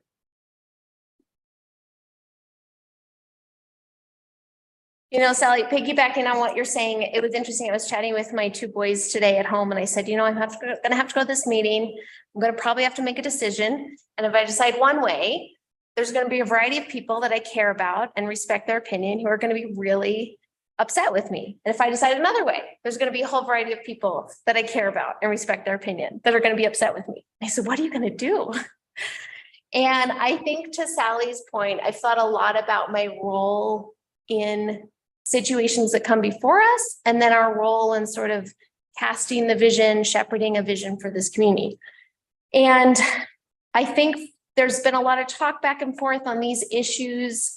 And I think there's been some false dichotomies, but there's definitely been some talk around what's ethical, what's right, who has the moral high ground in a variety of these issues. And I think I've had to come down for me with my own personal integrity. I think to Sally's point, as a government official, as a trustee here, I don't think I can operate outside of what our code and laws on the books are. I think I'm constrained by that. And I think you as the public want me to be constrained by that. That's how our rule of law works. That's how our local government works. And if I make my decisions, and this is just me personally, if I make my decisions based on whether I like a project or don't like a project, whether I like the person or I don't like the person, I think that is an abuse of my power. And I think it's a dangerous position for a government official in my position to take. And I think it also presents a very unpredictable approach to government. Someone that's trying to go through any of our processes doesn't really know what to expect either from one board to the next or who happens to attend that meeting. And I don't think that's super healthy. And I think I've had to look at this particular thing that we're talking about today with this road and say, well, what do I know? What's the evidence in front of me? You know, we have certain processes for how these things are supposed to go, how we consider them, what evidence we consider. And when I look at it, I have to say, well, the applicant has followed the process that was outlined for them from staff and in our code. Their permitting has been approved by Public Works and the road design has been approved by an engineer. If I can't trust the staff we have in place or the consultants and experts that we hire, we have a bigger problem. And our code says that when we're talking about our waterworks, our Public Works director reviews it based on whether it actually affects our waterworks or water supply. That's the scope of the review. And our staff and engineer have said that this permit is approved. That's what we have on the books. We also have what we have from the applicant. And I have delved way more into Army Corps websites than I ever knew that I would. We have had so many work sessions, conversations about this. I'm a naturally curious person, so I found this really fascinating. I think my husband's probably getting tired of hearing about all the things I've been learning, but I think two stand out to me for this project in particular. And all of this is available on the Army Corps' website. It's also been provided by the applicant, is that there are two determinations that are made by the Army Corps. One, they made a determination on August 5th of 2020 in the field, not at a desk, but in the field, that farther up north on the Roberts property where kind of the road would extend to, the site has wetland vegetation, but it doesn't satisfy the criteria for hydric soils or wetland hydrology. Therefore, that site does not contain a wetland. So that is the part to the north, and that is the Army Corps' determination that I have to go off of. It's determining not only is it not jurisdictional, but this section that we have tested is not a wetland. That's the first piece of evidence I can consider. The second piece of evidence is from November. They did a field determination on September 25th, 2020. These were different coordinates, and these were the coordinates that are kind of farther down across the street from the structure of the house that's there, and the part that would be kind of the section for the road to continue up. And the letter from the Army Corps there says there are non-jurisdictional isolated wetlands. I can go off of that. That says there's wetlands there. The Army Corps has said they're non-jurisdictional, there's wetlands. However, these wetlands were delineated for this section to be 0.04 acres. That's their delineation. So the applicant has a determination at the top, a determination at the bottom for this road. One area is determined to be wetlands, but isolated non-jurisdictional. One area is determined not to be wetlands. But what stood out to me is that we've had a lot of discussion about a future policy, an areas of concern map. How would we moderate this? And the thought in my mind has always been, well, the Army Corps has been doing this for a really long time. A lot of their standards could be relevant. And even if this delineated portion were jurisdictional, which it's not, the Army Corps itself would not require mitigation because it is less than 1/10 of an acre. We may disagree about whether that's right or wrong, what the impact may be, but at some point I have to make a decision based on the information and evidence in front of me, the experts that are already doing this work. And so when I see this, I see, well, if this were jurisdictional for this road, the delineation that the applicant has already gone through, which is in front of us, is that the Army Corps itself, if this were jurisdictional, would not require mitigation. And so that's kind of where I'm left. This meets our code. Our Public Works Director has approved it. Our engineer has recommended it. And even if this area were non-jurisdictional, it would not require mitigation. And again, as I said, my personal philosophy over like who I am as an elected official is that I don't really get to decide projects based on how I feel about them. And I can't weigh that per se. And I feel beholden to what we have, and I feel beholden to the experts and the opinions that we have in front of us. Now, saying all of that, again, I'm going to go into Sally's diatribe about philosophy of governance. I totally see a role for us to work to align our current code with the master plan. That is absolutely a part of our job. That is absolutely a part of our role. And we are doing that. It may not be fast enough or extensive enough for some of us or all of us, but we've seen so many ways in which the staff has prioritized this. We as trustees have prioritized this. 20 minutes ago, we approved thousands of dollars to restore a dead fen. Like, I think that indicates our commitment in all of these areas. We're working on a development readiness review, which does the very thing we're talking about, trying to look at how we align our code to our master plan. We're setting us up for the possibility of a code rewrite. We completed the Shrine Hill constraints analysis. We're directing staff to pursue a process for a potential areas of interest map. And then, like I said, we committed funds to a wetland restoration project. So all of these things are important projects that I think signal how thoughtful this board has been. We've put a lot of time and effort into this.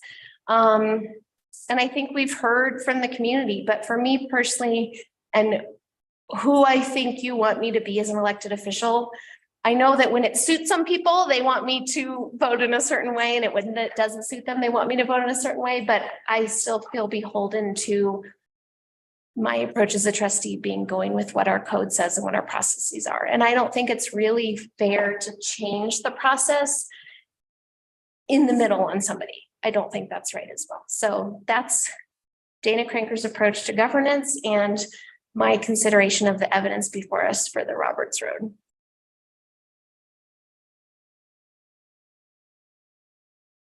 Thanks, Dana. Jordan, I see that your hand's up. Are you ready?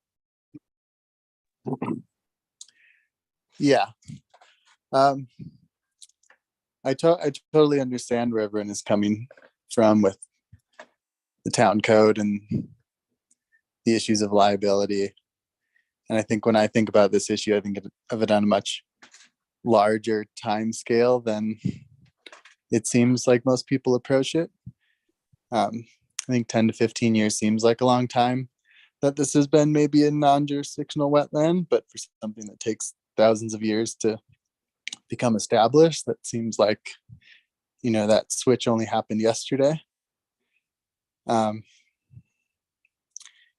feel kind of rushed and forced into having to make this decision, which is not a great place to be in.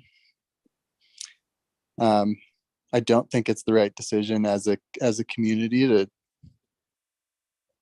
to move forward with this. I also understand the issues of liability. Potentially, and yeah, it puts us in a really difficult position. And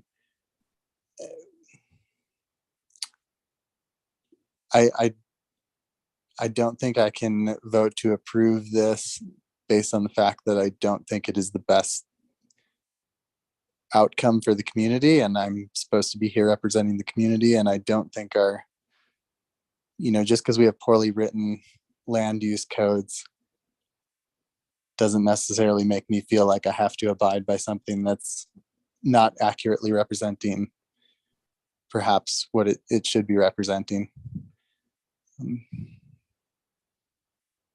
I'll try and keep it brief and leave it there for now.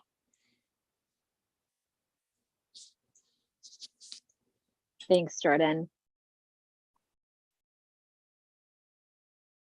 Other input? Yeah. I think that I agree with Jordan for the most part. All the people that I've spoken to, it takes thousands of years for these things to develop, and it'll take a day to destroy it. The thing that troubles me the most is that we as a board right now are having to make a decision based on either oversight, inaction, or complacency of previous boards having not done something to protect these when they were either lost their jurisdictional designation, or based on the feedback I've gotten from the town wants more than what Army Corps gives. They want to see more protections. Plenty of other towns in Colorado have done this. And I don't think this happened overnight and all of a sudden everybody in town just goes, oh, let's just do it now. I imagine that this would have been on the horizon had anybody brought this up 10 years ago or whenever the initial designation was taken. And so again, to Jordan's point, because we have poorly written codes or just don't have codes to address something, I don't think that means that I have to vote on it in the affirmative. And I don't think I'm going to. I think having the absence of codes and then us making a decision because previous boards didn't address it, I think that's a bad way of doing things. And I think that we might end up finding a bunch of other things that, maybe the previous boards didn't, address these. Maybe we didn't address them as things come out. And then all of a sudden we go, oh, this is important to us, but we didn't take the time to write a code to address it completely. And so now we just have to allow it to happen. And I don't think that's I won't do that. I understand that it's a liability for the town, but I think it's, for me, it's an ethical dilemma. It's not a personal dilemma. I just think we don't have enough information from the community. We don't know what those wetlands are worth. We don't know if we can rebuild them. Everybody I've spoken to at the National Heritage or the Colorado Natural Heritage Fund has told me that destroying alpine wetlands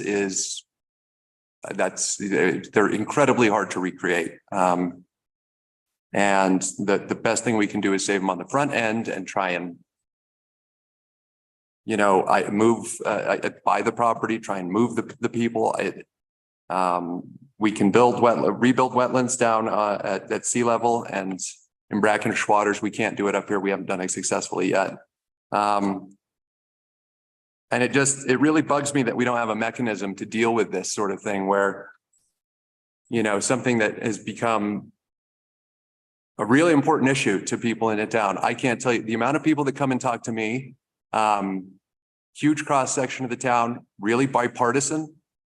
Like a lot of people that have come and talked to me, they probably wouldn't agree on 99% of the issues, but they agree on this one. And I think it's important that we listen to them. And just because, again, maybe we didn't address this as a previous board or the code is too poorly written to even decipher what it's supposed to mean, doesn't mean that we have to then just go ahead and say, well, yeah, they hit these benchmarks for this code and now we have to let it go through. I think if we have to do that as a board, and we do have to follow whatever code we have, no matter how poorly written or how full of holes. And And if my voting like against something like that goes against my position on the town board, then I'm probably going to need to look for a new job.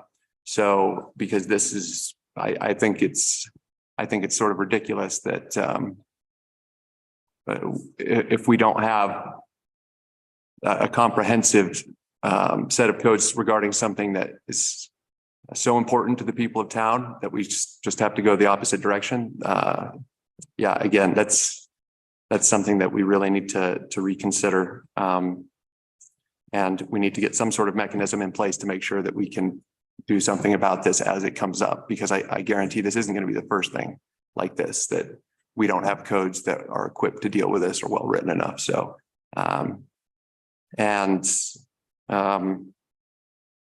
yeah, I also don't think that, again, and I've told this to the board, I've told this to the people, those wetlands might not be worth anything. Maybe they aren't contributing to the fen at the bottom of them. Maybe they're not worth as much as we think at all, but I don't know that.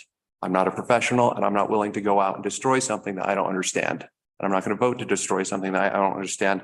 And all I've read about these things over the past 2 months is that, wetlands they contribute to the health, safety, and welfare of your community. They stop wildfires. They're keystone habitats for creatures. They stop buffer wave energy. They decrease the most severe risks of drought. They can slow or even stop certain wildfires. So for me, it's also a health, safety, and welfare issue. And I feel very bad for landowners that have crossed the I's and dotted the T's, but I don't think that we had a code that was stringent enough to address it. And so I'm gonna have a real hard time voting on it.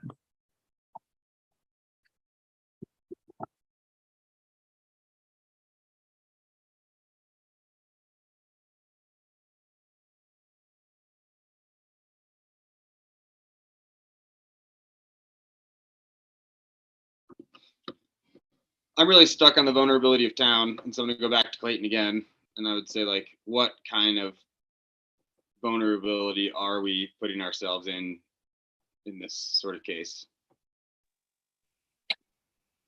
So basically, the law requires that if you are going to make a decision on something, it has to be reasonable. And the analysis that goes into that is what authority and support do you have in federal, state, or local law in making your decision.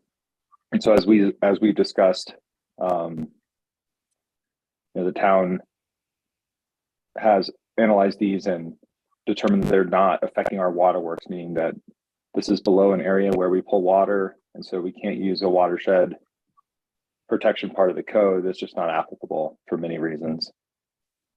So we have to look at what other protections are there for it if we're denying or considering denying an application based on the asserted reason of protecting wetlands.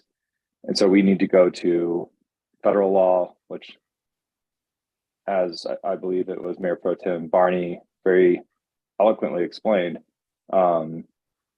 they've withdrawn covering this area because it's no longer jurisdictional, which means they're not protected any longer by a federal state law under the Corps of Engineers.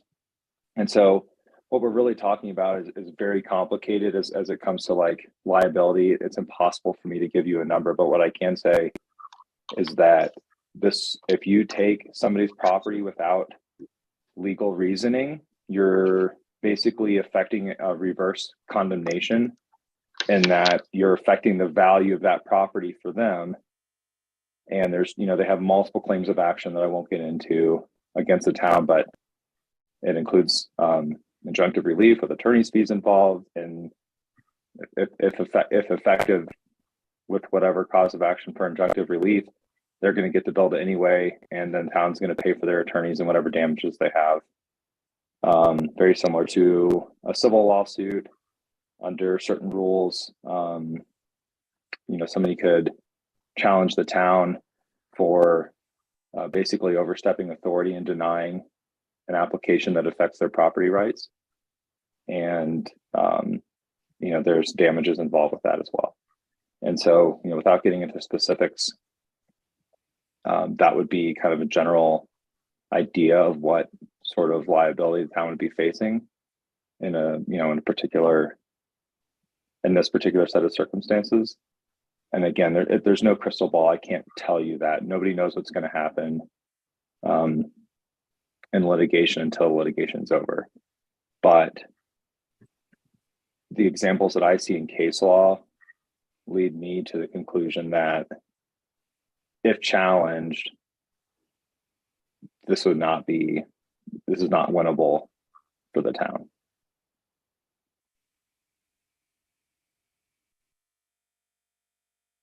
Well, and I can kind of, Clay, I mean, I don't want to offend you here in any way because I know you're a lawyer, so your thin skin's pretty thick. There are a lot of lawyer jokes out there. And it's hard to like hear lawyers speak in this meeting and not just, I think, want to be like, well, that just sucks. I mean, that's just like a lawyer talking at our community about lawyer stuff, and really what we want to do is protect these wetlands. And I mean, it's just because I think we're trying to be leaders who embody the values that we share living in this beautiful natural environment. And like to hear a bunch of lawyer talk come around it is like very discouraging. And it's sort of maybe even / inspiring, because it's like, I'm in this position where I'm an elected leader. And what's the point of being an elected leader if I don't get to, set some direction for my community? And if I can't do it in a town of 500, is there hope for the world? I mean, okay, that was really dark, and I don't mean to make light of this, and I certainly don't mean to be disrespectful to you, Clay. And I think no, it's not. I get that. I don't want you to think that this is just objective legal reasoning. I have to remove my personal opinion completely. And this is where the case law and then the facts take us as far as liability and exposure. That's all. I mean, that's really all there is to it. It's the same thing. Sometimes I don't even like saying, giving my analysis or conclusion, because I might not agree with where the law takes me, but I have to keep in mind, I'm only one perspective. My perspective is what is the most legally defensible position. And that's my job. You guys have the hard job of making the decision. And so I don't take that as offense at all. I recognize you guys are in an impossible situation. Well, and I think that's where I kind of see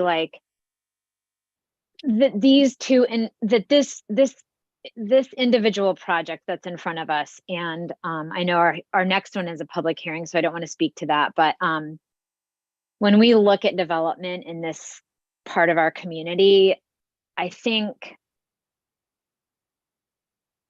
I hear Tyler's point. If this is a really valuable wetland and a road goes right through it, that's the end of this wetland. And that's just kind of that's the bottom line. And we're in this position where these two conflicting perspectives, like a legal perspective, an ecological perspective, the perspective of just being a property owner, or the perspective of having invested in engineering, all of those perspectives as they come to us now are really relevant for this one individual project. And I think what we're trying to, I haven't found the best way to express this for myself, but this one individual project, I almost see undermining an overall long-term ability to do the very thing that we all want to do, which would be create wetland policy. These individual projects, or if there were more to come down the pipeline, are making it difficult we have spent, I mean, as a board, as staff, as a community, we have just spent hours and hours and hours of resources on this one agenda item. And there are costs to that, like there are costs to not being able to move on and like create a code. Like I think being a strong leader in this particular situation is sort of like what we do next. It's like, where do we go from here? How do we look at this situation and learn from it and say, okay, these are the next steps, kind of like what Deanne was doing earlier today. Like there was there's a team and we looked at what happened, what went right, what went wrong. We're going to debrief and we're going to figure out how to do it better from here on out. And that doesn't really help this 0.4 acres. And I'm not sure, I get stuck there. But I do think that like our role as leaders and our role as a town trustee is to be up here in these seats saying, okay, so that did not go well. Or maybe it did. We just don't necessarily have all of the information at this point, but we know what we need to do next. And I think being a leader of the community will mean like, okay, so now our next move is X, Y, and Z. And we're really thoughtful about that and really intentional about it. And we make that around policies and procedures and ordinances that are within a public process, like, that are subject to an open discussion. And if we want to change the books, then we need to go through a public process to change those books. And I think as leaders, that's sort of our next move.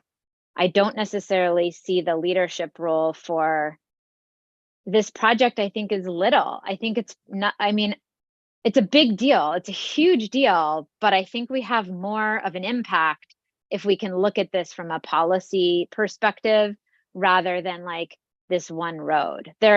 There are just so many other vulnerable places in the community that we could be studying and writing policy about that will support a board 10 years from now so that they aren't in this position.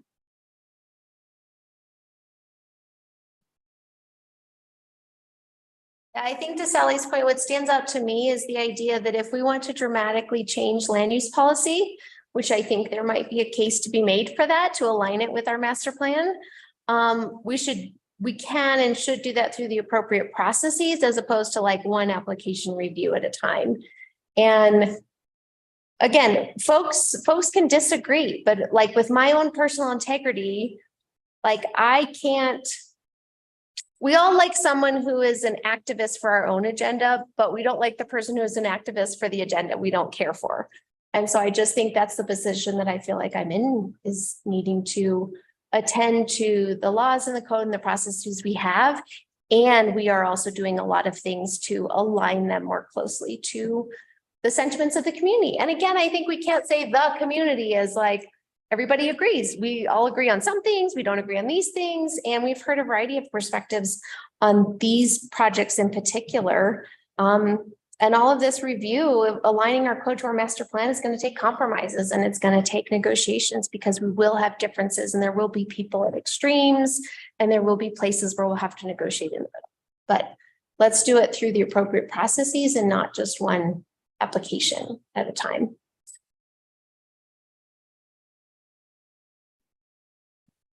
So I think, Jim, you're the only person we've heard from, and these, I think it would be really good to have your voice be a part of our discussion if you're willing to speak up. I appreciate it. Thank you. Yeah, thanks.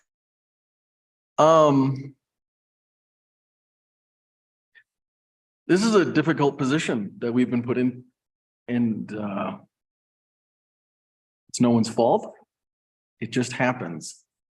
Things like this happen. Difficult decisions, past, present, future, they're falling on us, 7 of us, 6 of us. We can't legislate from our seats. That's not why we're here. We have laws in place, we have procedures in place. And unfortunately, whether our hearts are telling us one thing, our friends and neighbors are telling us one thing, this is what we have to do. What I can say is regardless of this one topic, I believe that we will solve the problem that we're facing right now. And I believe that the steps are being taken at this moment so that moving forward, other boards, other generations, future generations will not have to face or deal with what we're facing right now. Those are the positive. Those are the positive aspects of what's coming out of this. I don't know if we've exhausted every avenue. Personally, I think we have. We've heard from the experts, seen the graphs and the diagrams, and examined the plants themselves. What is this? What is that? We are just at a time where we need to come together and take a vote and either move forward in a direction. Regardless of what that direction is, we just need to come together and make that vote happen, and we'll see what the outcome is. But I think we're there. That's it. Thanks. Thanks, Jim. Would someone like to make a motion?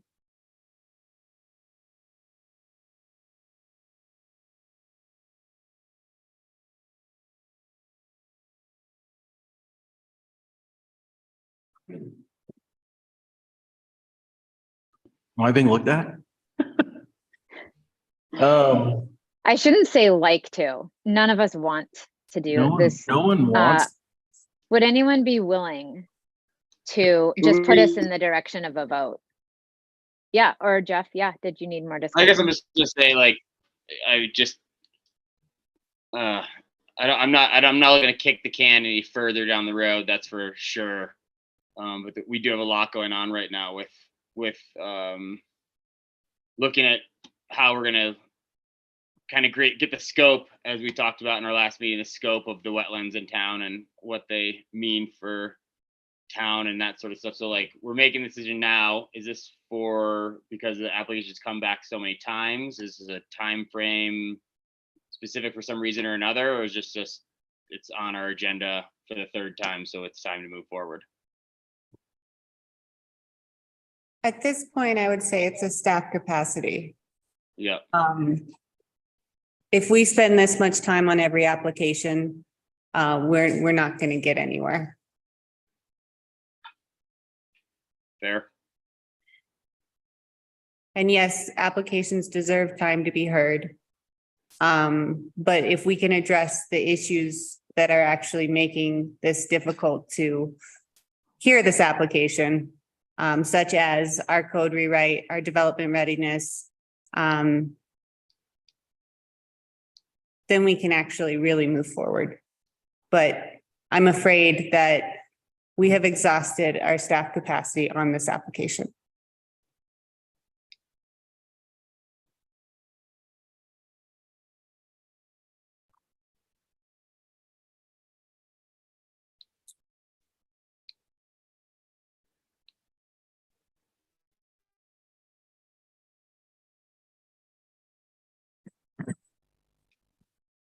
I think too, before we take a direction in this, I just wanted to acknowledge the respectfulness that this board has given each other to staff. I think that's just really huge. And I hope we're setting a new tone in the community for how we relate. You can obviously see that we have differences of opinions. We feel strongly, passionately. For some of us, there are differences in kind of the integrity of how we make this decision. And I just appreciate all of these colleagues, regardless of how we move forward, that it's a pleasure to work through these tough issues together, because I think it's a really respectful board that is making significant change for our community together, even when we agree or disagree. I think that's a great observation, Dana, and I would say that the public comment and conversations that I've had with community members have also been that way.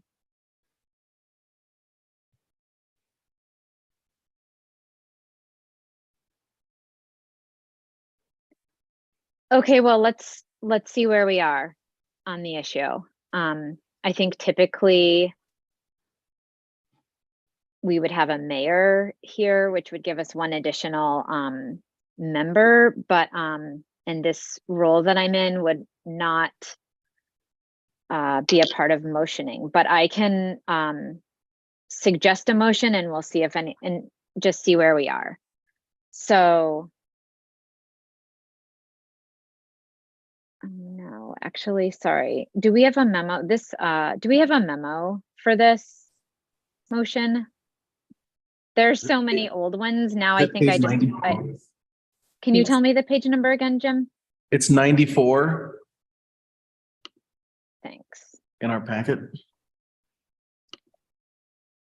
Yep, I was just about to read something not right. Okay.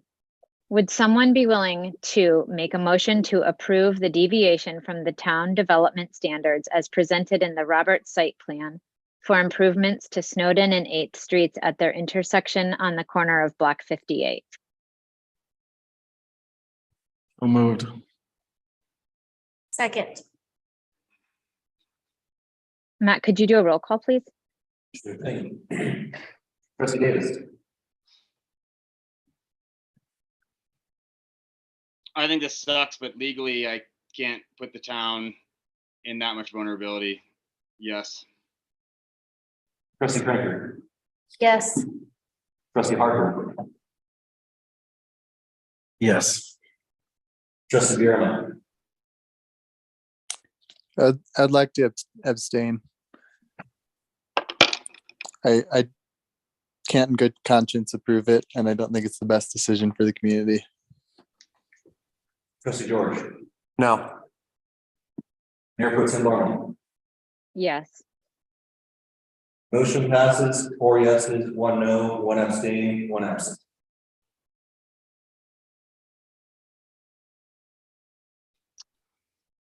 All right, that was not easy.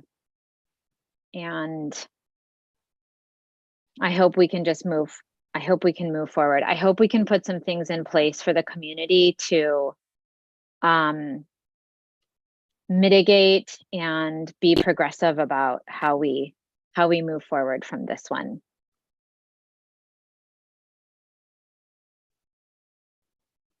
All right. The next item on our agenda is a public hearing for a new single-family residence located adjacent to Snowden Street between 7th and 8th Streets. Let's wait, Gloria, should I read all of this or should I just start a public hearing? Yes, if you can read all of it. Yep, okay. This is referring to lots 22 through 24, block 58. The applicant and property owner, Alexandra and Brendan Gibson.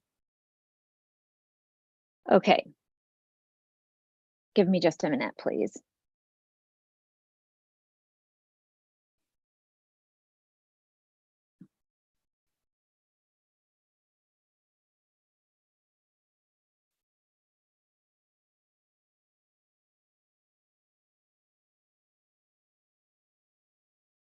Sorry, Gloria, you sent me the language for this and I'm just going to search for it.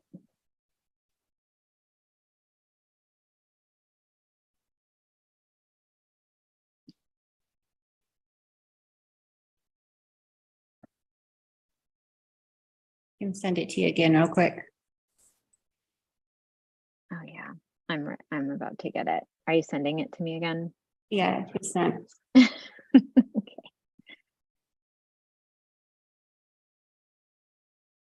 Okay, thanks.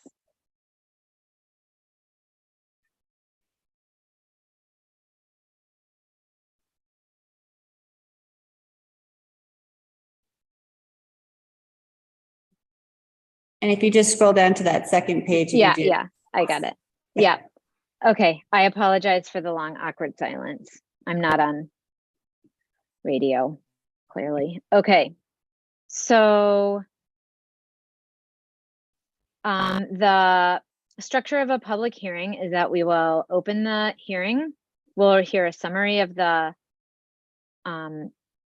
project. We'll hear from the applicant, receive public comment, close the public hearing, and then there will be deliberation and a decision from this Board of Trustees. So to open this public hearing, do I just need to say that we're now opening it? Yeah, that's sufficient. Okay. All right, we'll open the public hearing then, and I will hand this over to staff. Great, and I will count on Katie and Lucy for this one. Good evening, commissioners. I do not have a presentation prepared, as you have already reviewed this a couple of times before your meetings. The only new information that I wanted to present to you was in the memo provided in your packet, that the applicants did speak to staff and state they were willing to make modifications, but they wanted basically staff or the Board of Trustees to tell them exactly what to do, which is out of town staff's purview and what we really can do. It's up to the applicant to provide modifications, and then staff and the board can review those modifications. So with that said, the applicant decided to move forward. We wanted to acknowledge that they are willing to modify their plans, but they have not modified their plans. So before you tonight is what you have seen in the past. And staff is still maintaining the same recommended motion with suggested conditions to approve the application before you based on the language in the town code. I'm happy to talk more or answer questions, but I'll leave it at that for at this point in time.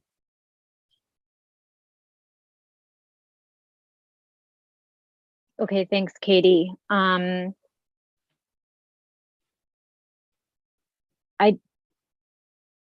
Does anyone have any questions for Katie?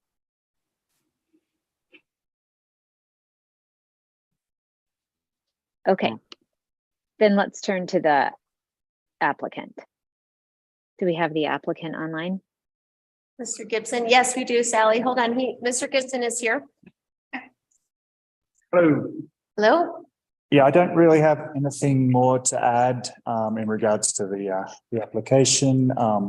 I think it's been presented enough times. Everyone knows what's going on. Just one thing I just want to say, a lot of the discussion and I guess the conflict, I suppose, earlier, people are looking at this from a very broad angle, and you're thinking there's wetlands and we're destroying wetlands.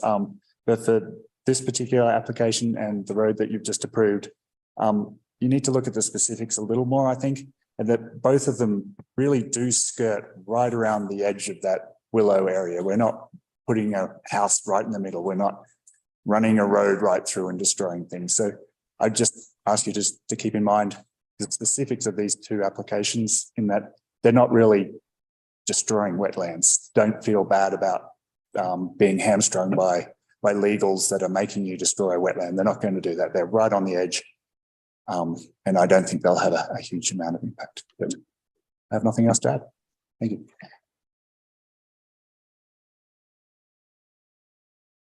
Okay. Thank you. Then now we will take time for public comment. So public comment is still limited to 3 minutes on this topic. And if you can just introduce yourself and make your comment, you'll have 3 minutes to do so.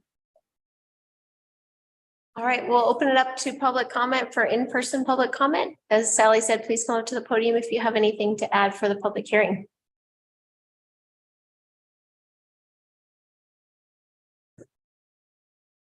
This guy won't shut up. Hi, do I have to write my name down again? Could you just say your name? Oh, I'm sorry. I'm now I still can see you. Ian Tanner. I don't want to personally offend anybody. Please remember that. In regards to the comments and laws on ethics, also I just wrote this, so there's probably typos. In regards to the comments and laws on ethics, laws in reality are ethics. the ever-evolving moral state of humanity is literally where our laws come from. When something is brought to light that's found out to be immoral or unethical, it is up to our leadership to stop the allowance of the issue. That is not just the responsibility of our government, it is also the responsibility of our public citizens, landowners. Imagine if our past leaders didn't change when confronted with difficult decisions in actual legal contradiction to the ignorant past laws that needed to be changed.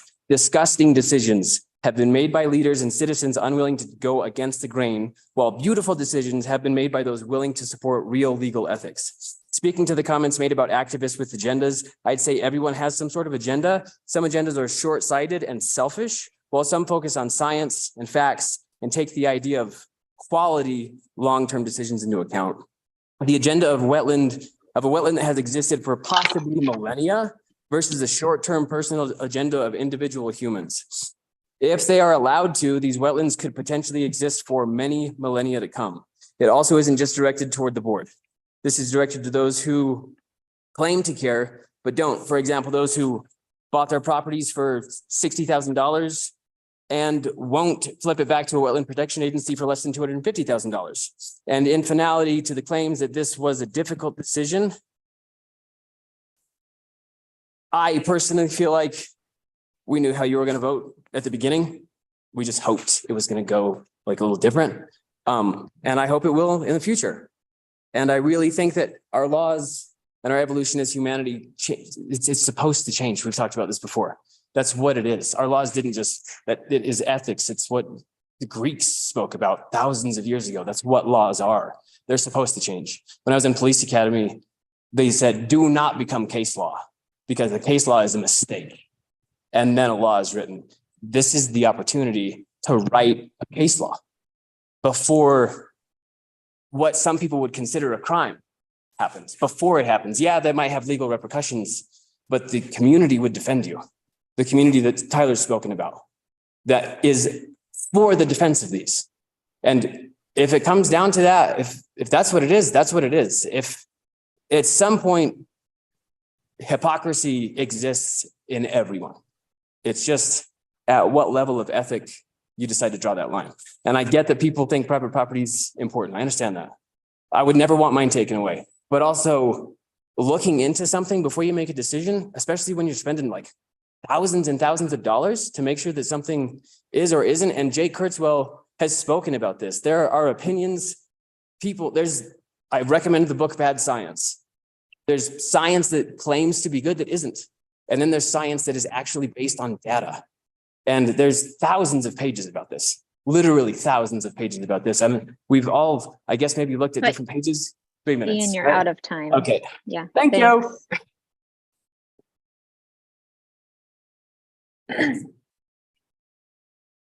Hi, my name is Liv Chella. I live at 1230 Blair Street, and I don't often come to these sorts of things anymore. I guess I'm not here to sway the board in any one direction or the other, but to piggyback off of what Ian said. Laws, like our Constitution, are meant to be an ever-evolving dynamic document that is necessary to respond to the electoral population of an area, whether it's nationally, state, regionally. And I will remind the members of the board that we are living through a historical geological epoch. This will probably not be the first or the last time that you have to make a difficult decision that the law, the letter of the law, or rather in this case, the letter of the code, is okay with. As Ian said, laws need to be responsive to the ethics and morals of the population. And I would invite every member of this board to envision 2073 and really ask yourself what kind of world you want to live in and decide what kind of person you're going to be, even if it's not with the spirit of the law. Thank you. Thank you.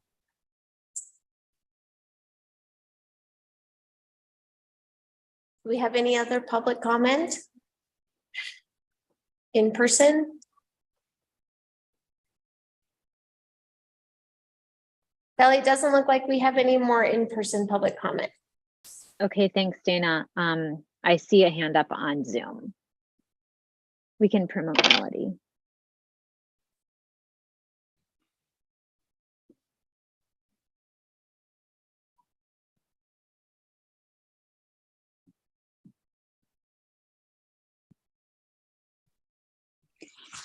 Hey, can you hear me? Hi, Melody, we can. Hey, Melody Skinner, 5 River Street. One of the things that comes to mind in the way that everybody's talking about what they feel they want to do versus what the law is kind of amazing to me. But I spent my whole career working in the law enforcement environment. So you cannot issue a summons or invent a law that isn't already there. And if you're going to change a rule, you have to involve everybody in the community to have a broad chance to speak about changing any rule. And that's the only way you change town ordinances. You don't just make one up, you go to public hearing and you do all this stuff. And so I'm disappointed that there are people who think that you could think outside of the law that's in front of you. I just don't have an understanding of that. And I'm sorry to say, Clay, I hope you're not feeling too beat up tonight, because I'll bet there's tons of teacher jokes. The one thing that I have looked forward to in the last 30 years to watch the town of Silverton get sued for the way they screw over people who want to build a house. We put them through hell. We change their plans. We don't accept their plans. We tell them that it doesn't look nice. We need them to do something different. We don't tell them what to do, but we tell them that house isn't going to look good, or that's not going to sit right on the lot, or whatever. And a lot of times people have just given up. And I imagine that there's an awful lot of people that would have been good citizens in this community that walked away over many years. And I used to attend the Planning Commission meetings regularly, and I can point out a lot of them that did.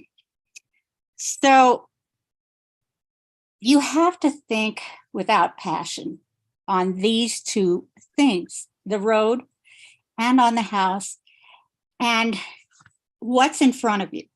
But I will tell you that I have a friend that built a house here in town that took out some wetlands, filled a lot of soil in there to make the foundation for the house. And he knew the exact amount of willows that could be removed from the percentage on the property he has to fill in and allow it to still look like a wetlands. But he did manage to do this whole filling in of earth. And I don't think anybody in this town even noticed. And that would be really big wetlands. I know you're having a hard time, but don't get us sued. Thank you. Thank you. Is there anyone else on? Yeah, okay, yep, looks like we have another Zoom public comment.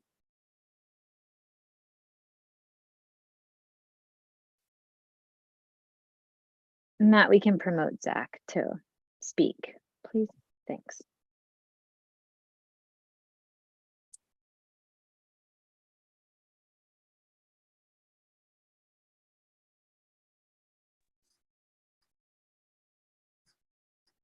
Hi, am I in the meeting now? Hi there. My name is Zach Harris. I live year-round in Silverton, and I own a parcel on Shrine Hill, not in the Willows, but in an area that is above there, not considered wet by anyone.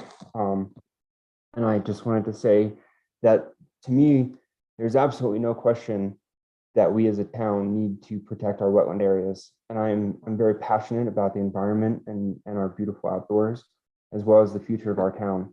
And I moved here for that reason. Frankly, if my lot on Shrine Hill is backed up to a newly protected wetland area, that would certainly improve the lot value and the views. But I am very troubled by these recent meetings about the Gibson property. This has been sitting with the town board for quite a while, many months ago, and we have still not hired an independent environmental consulting firm to provide an unbiased expert opinion. And my simple question is, why not? Why months later are we still entertaining a heated discussion with a distinct lack of objective facts while holding up a development that really impacts, real people here. The process in town currently to build a house, like the last person just said, it's not a quick one or an easy one. And let's make no mistake, new constraints are being introduced in the 11th hour of this attempt to build a family home. And while I do certainly applaud the effort to protect the environment, it does seem unfair that there has been months now without an external consultant hired to provide an unbiased professional understanding of the affected ecology. Aside from a hand-drawn map and that very small 0.04 acres provided by the Army Corps of Engineers, I have not seen any evidence presented that the area in question is indeed a wetland or ever was considered such. And now we're calling it as a whole a non-jurisdictional wetland. Even this terminology seems like a scare tactic because nobody wants to be seen as in favor of destroying these wetlands. And even if we decide eventually that an environmental consulting firm or the Army Corps of Engineers deems this project not wetland area, it seems to me like we as a town have acted as judge, jury, and executioner about the project. And I'm concerned that we won't welcome these people into our community with open arms. While there are a number of experts in town, I myself am a scientist with a PhD. These folks they're not unbiased about this issue. And as a matter of professionalism, I would encourage the town to hire an unbiased expert and to pay them for their expert opinion. And further, there's been a substantial discussion of high value and high functioning versus low value and low functioning wetlands. I haven't seen these terms defined in an objective scientific matter at any of the town board meetings, and they seem to be used in such a way that they're making big determinations around why these wetlands are so important. But it seems like these terms, as scientific terms, should have an objective and well accepted definition. I've heard that the argument that the people who want to develop the Shrine Hill. Zach, sorry. I'm sorry, your time is up. Thank you.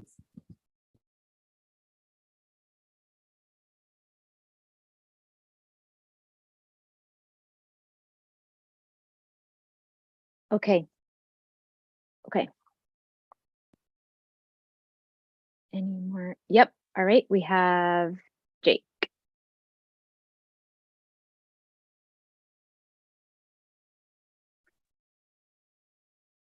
Hi there. Can everybody hear me? Hi, Jake. Great. Yep. Just introduce yourself. Jake Kurzweil speaking in a public comment, not representing anybody, just public comment. My name is Dr. Jake Kurzweil. I have a PhD in hydrologic science and work as a hydrologist with research, restoration, and monitoring experiences, particularly in high alpine wetlands. I'm here to provide peer-reviewed science and local knowledge with the hopes of improving town code to support sustainable development in Silverton as outlined in the master plan. It's come to my attention that some landowners are concerned that I'm not an expert, that I'm misrepresenting the science, and quote, just causing a fuss.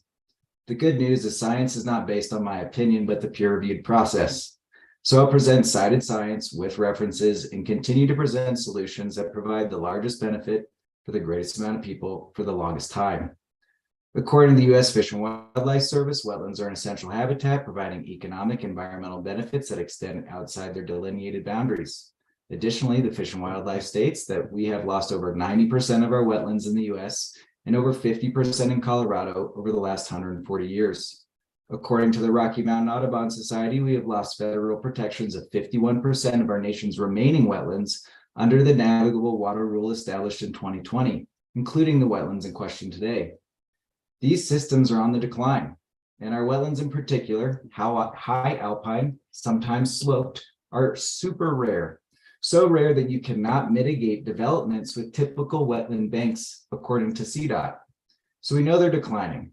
What do we lose as a community if we develop these systems? The EPA's technical support document for the final revised definition of waters of the U.S., released in December of 22, states, quote, based on the analysis of 4,282 scientific peer-reviewed papers published in or after 2014, It is evident that non-floodplain wetlands are connected to and can affect the physical, chemical, and biological conditions and characteristics of down gradient waters. Quote continued. Additionally, they provide numerous functions that benefit downstream water integrity. These functions include floodwater storage, recharge for groundwater that stains rivers, retention and transformation of nutrients, metals, and pesticides, while providing habitat to both plants and animals, end quote. It is my scientific understanding that the wetlands in question this evening have all of these benefits while also providing a fire break to town. What about solutions? According to Silverton, I got you, Sally.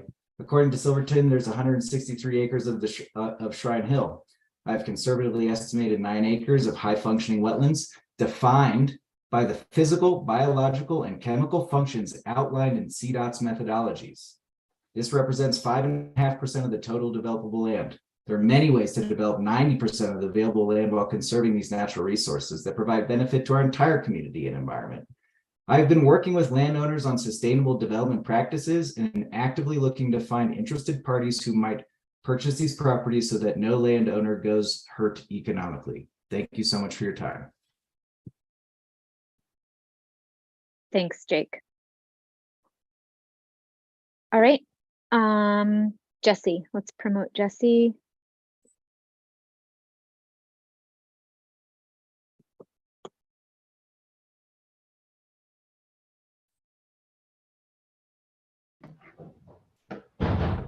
Hi there. I just want to go back to something that the landowner said before. Jesse, can you just quickly introduce yourself and then I'll start the timer. Sure. Yeah.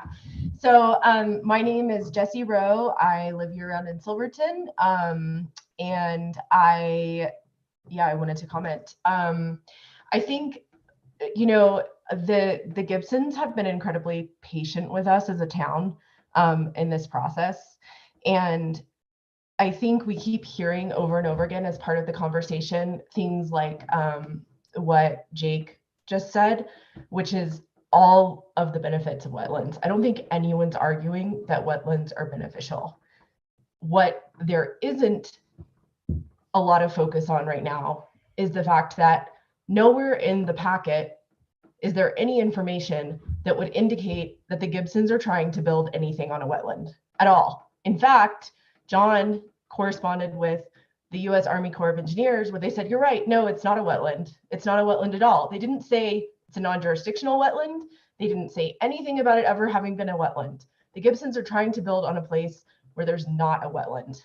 So like, this is kind of conflating the issue in that we keep going back and forth about, do you care about wetlands or not? I don't think there are many people in town who like actually don't care about wetlands. You know, I think most of the people who have spoken on behalf of like sort of pro the Gibsons being allowed to build this modest home are like, none of these people are like, oh, I hate the environment. That's not the issue here. We're being like really short-sighted to say that that's the issue. These folks have gone through all the hoops. They've gone through all the process. The process isn't easy in the first place. And now town is giving them a hard time about an environmental issue that simply doesn't exist on their property. That's all. Thanks. Thank you. Okay, Sandy.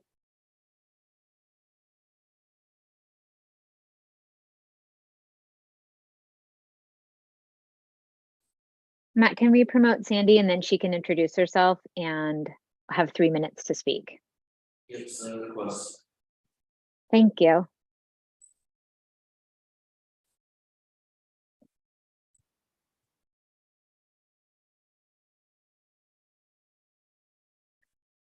And Sandy, you'll get a little notification on the top asking you to become a panelist. And if you could just agree to that, and that way you can speak.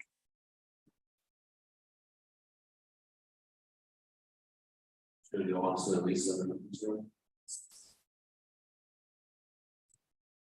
Yeah, if we're having a technical difficulty there, we'll go to Lisa and then we'll come back to you, Sandy.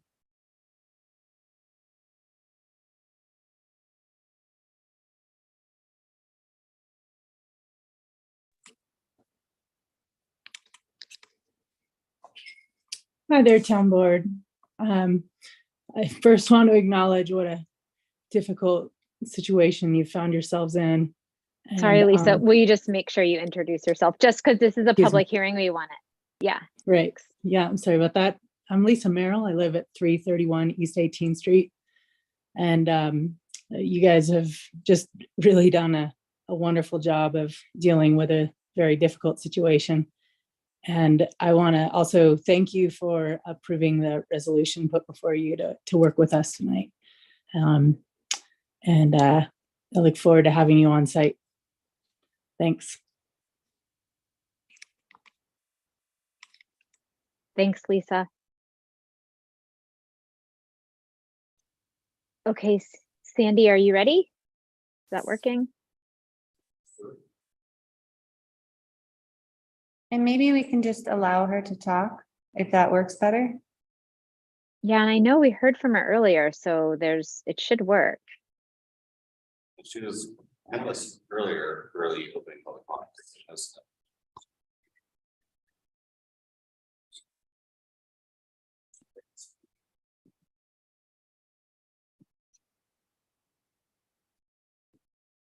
I'm sorry, Matt, I missed what you just said about earlier. Oh, she was able to be panelist during the opening comments, so I think that she might Yeah. hear from us. Okay.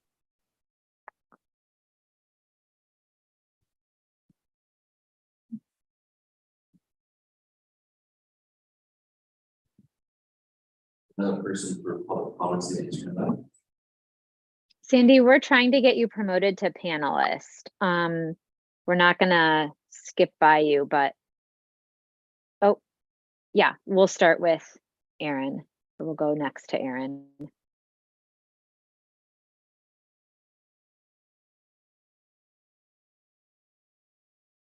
Aaron, if you'll unmute, the floor is yours.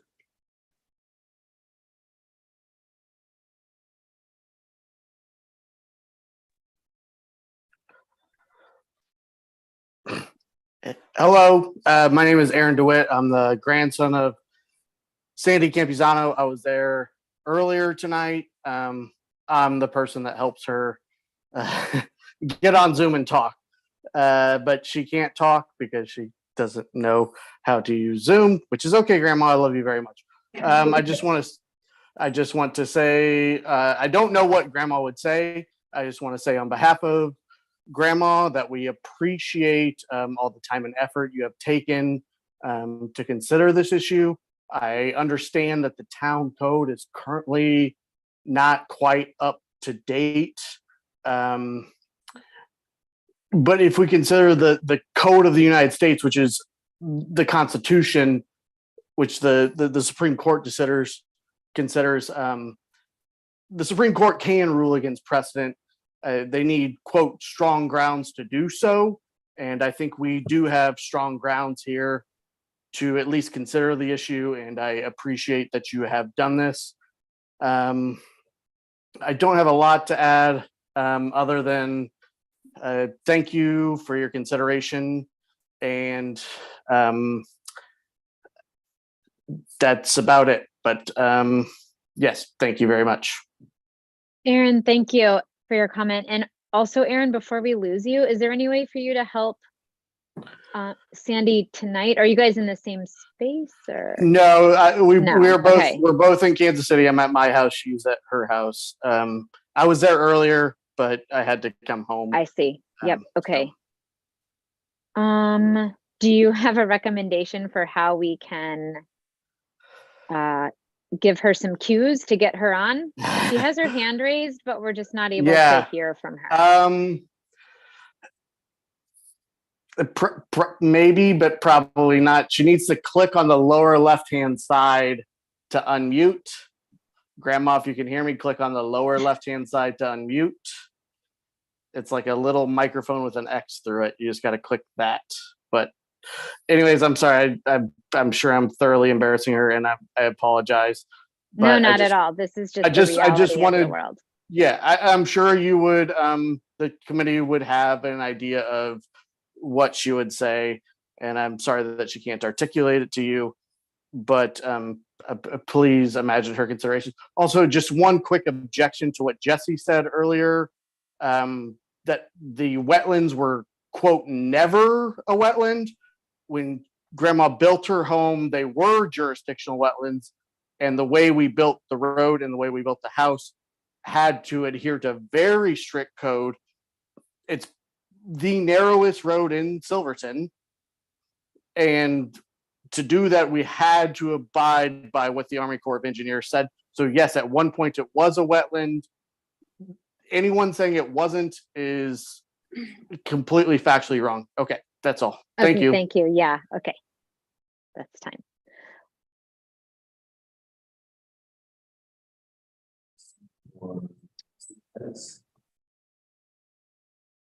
Okay, I may need just a little advice on how to handle Sandy's comment here, because I know we want it to be included in the public hearing.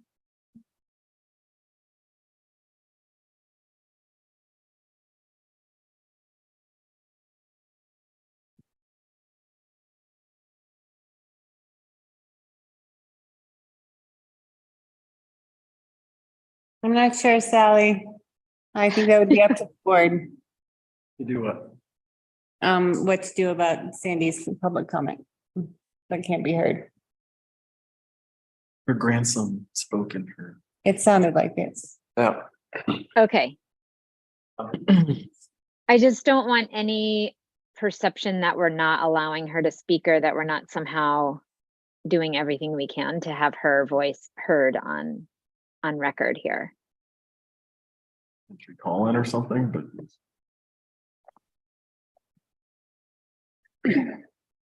I think it was. She clarified. has spoken on record several times and submitted comment. Sorry, Dana, go ahead.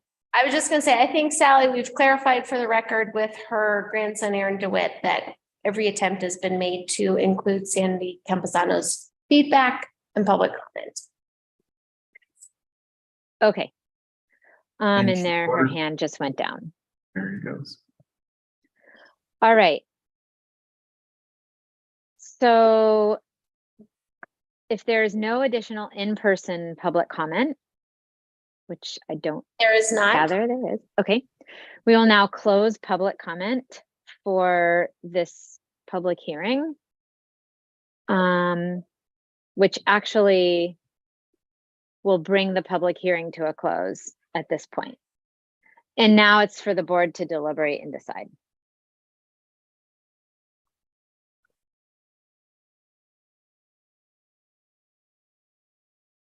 And just to clarify procedurally, as we do our deliberations, we can ask questions of the applicant. Is that correct? Yes. Thank you. And the outcome of this deliberation is a decision. So just obvious, I know that sounded pretty obvious, but that's the direction. We've got to get there.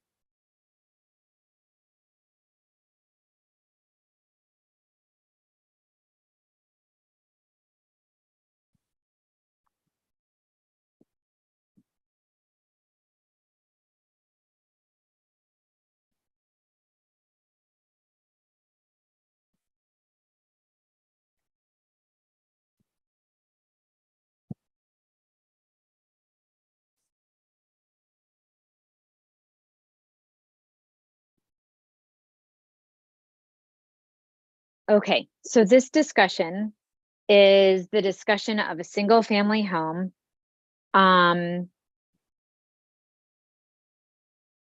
To be, sorry, let me get back to this other thing.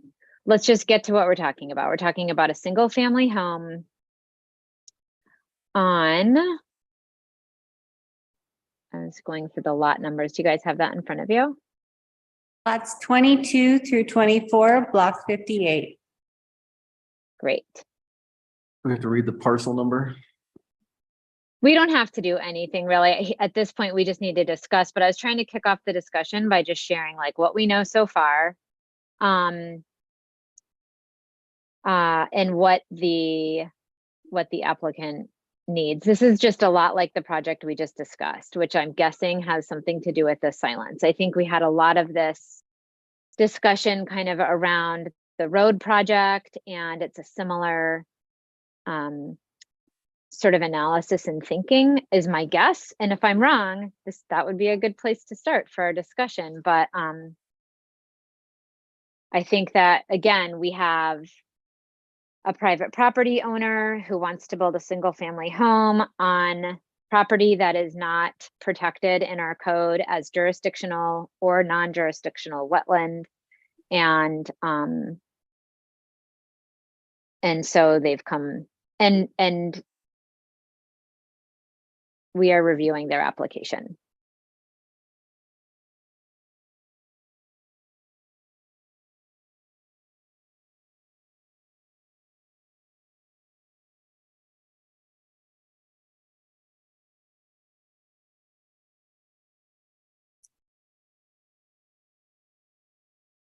Sally, I would recommend maybe you just start calling out people to offer if they want to discuss it, just to kind of keep it moving here and go right down the line, maybe in person and then virtual, or just see if somebody, if everyone feels like they've had enough discussion and they want to go ahead and make a motion.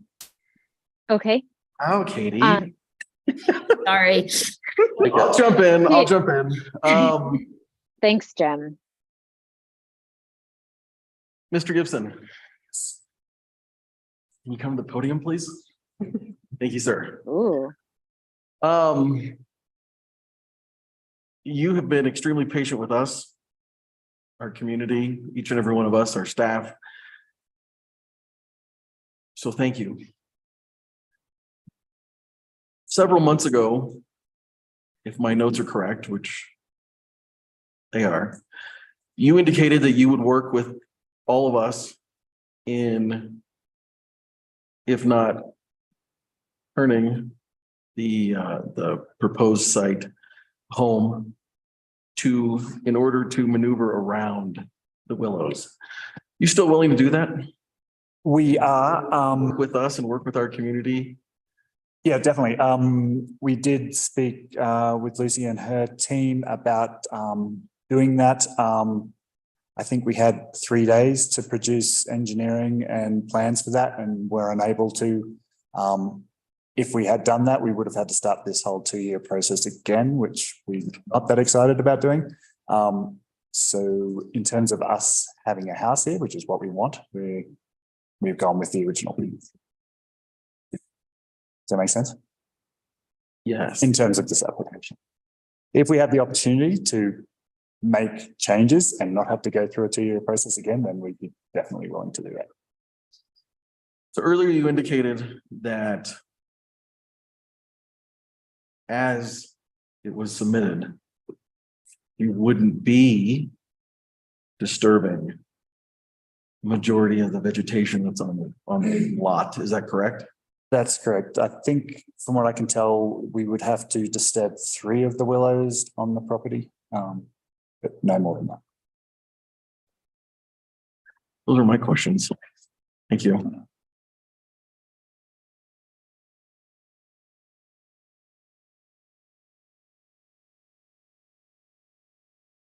I don't have anything to add. My previous comments are the same way I feel about this application. Thanks, Tyler. Could I just say, and that each of you, since it's a different public hearing than the item before, you don't have to give a long explanation, but maybe just give a brief sentence or two on what you're thinking about it so that it's on the record with this actual public hearing. Sure. I'm not a hydrologist.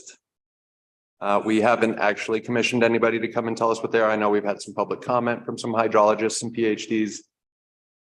I think having somebody that was objective maybe help us work through this might have been a better idea. I feel like our hands are tied because previous boards, probably because they didn't know, because if I had been on them and this hadn't come up, I wouldn't have known, but they just weren't able to build a robust code that actually looked at some of these special ecological areas and sort of tried to make some sort of policy where to help guide both the folks trying to build houses and the board through it. And because we don't have that, we're now being sort of forced to just vote on the inadequate codes that we have now and make this decision based on those, and I'm not willing to do that, so. Am I able to jump back in? Or am I my one piece? Okay.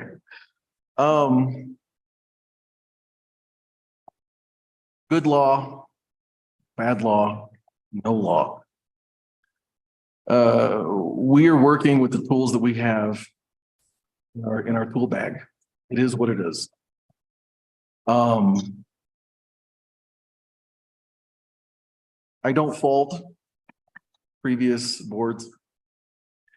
But I will reiterate and say that future boards will take this moment and know what we're doing here, and know that we're trying to fix it. Know that we're trying to do the best we can and fix it for future generations. That's all I got. Thanks, Jim. If you think of something else, feel free to add it on. Oh, I will. Great. Thank you. Jeff or Jordan or Dana? Go ahead, Jeff. Yeah, I'll take it. I feel similar to the road conversation, which is just the individuals have done what we've asked them to do. Our code needs work. I hope that both individuals and everyone who's looking to develop up there sees how important this area is to the community and does do their best to work around the things that obviously are passionate to all of us. And I have faith in the patience of the individuals that they will heed that advice. I do think that our code needs work, but I feel like our hands are tied, and I am worried that not approving this project puts the town at risk, and I feel it's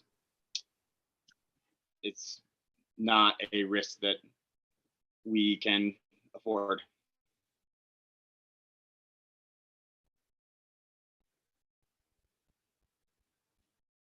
Thanks, Jeff.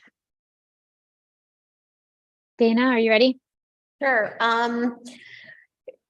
I think because I have to restate it for this public hearing, you can hear me much more eloquently earlier, but as I said before, I think I as a trustee am bound by what our code says, and I don't find a lot of ways to operate outside of that based on whether I do or don't like a project, or I approve or don't approve of the applicant and their efforts. I think this application before us meets the code. I think our staff have recommended approval based on the current code. I think it meets the watershed application permit parameters. I think there has been some miscommunication on both sides, misrepresentation on both sides around what we're talking about. We have the determination from the Army Corps, which states that this is a wetland area, but it's non-jurisdictional. So I just think we have lots of, everybody likes to pull out their page of the report that they want to reference. But I think as far as this project in front of us, with the code we have in front of us and the tools we have and our staff recommendation, I don't see a way for me to do anything but approve this code. And as I said earlier, approve this project. I've put a lot of time and effort into thinking about this. We've done a lot of research. We have had experts come and talk to us about wetlands in general, about how we can move forward in this. And I'm going to bring up a metaphor that's come to mind for me, that I think the process we're currently in is trying to renovate a house while you're living in it, right? Our code doesn't totally match all the priorities in our master plan. And when you renovate a house, it's super convenient if you could move out, and it's not as messy and not as complicated, but that's not always possible. And so when you're renovating a house that you're living in, it can be stressful, it can be uncomfortable, it brings trade-offs if you're living through a renovation. You might have your fridge in the kitchen, you might have things that are less than your fridge in the garage. But I don't really see us having an alternative. And I feel like we have to work with what we have and work towards the future we want. And as we've said earlier, I think we're doing that by all these different steps we're doing to align our code with the master plan. And so I don't think I think it's fair for us to say that we are working towards it and we value that. And the community's feedback has been important. Our process is important, and our code and the future of our code is important.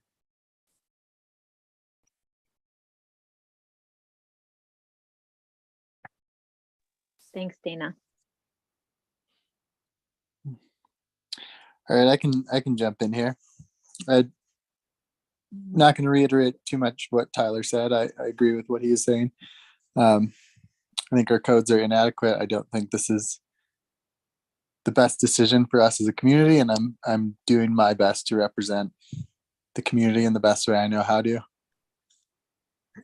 And I also don't blame past boards for not figuring this out. This was an issue that came to us, and I also don't want to put it on future boards to figure out. And there's no time like the present then to take action.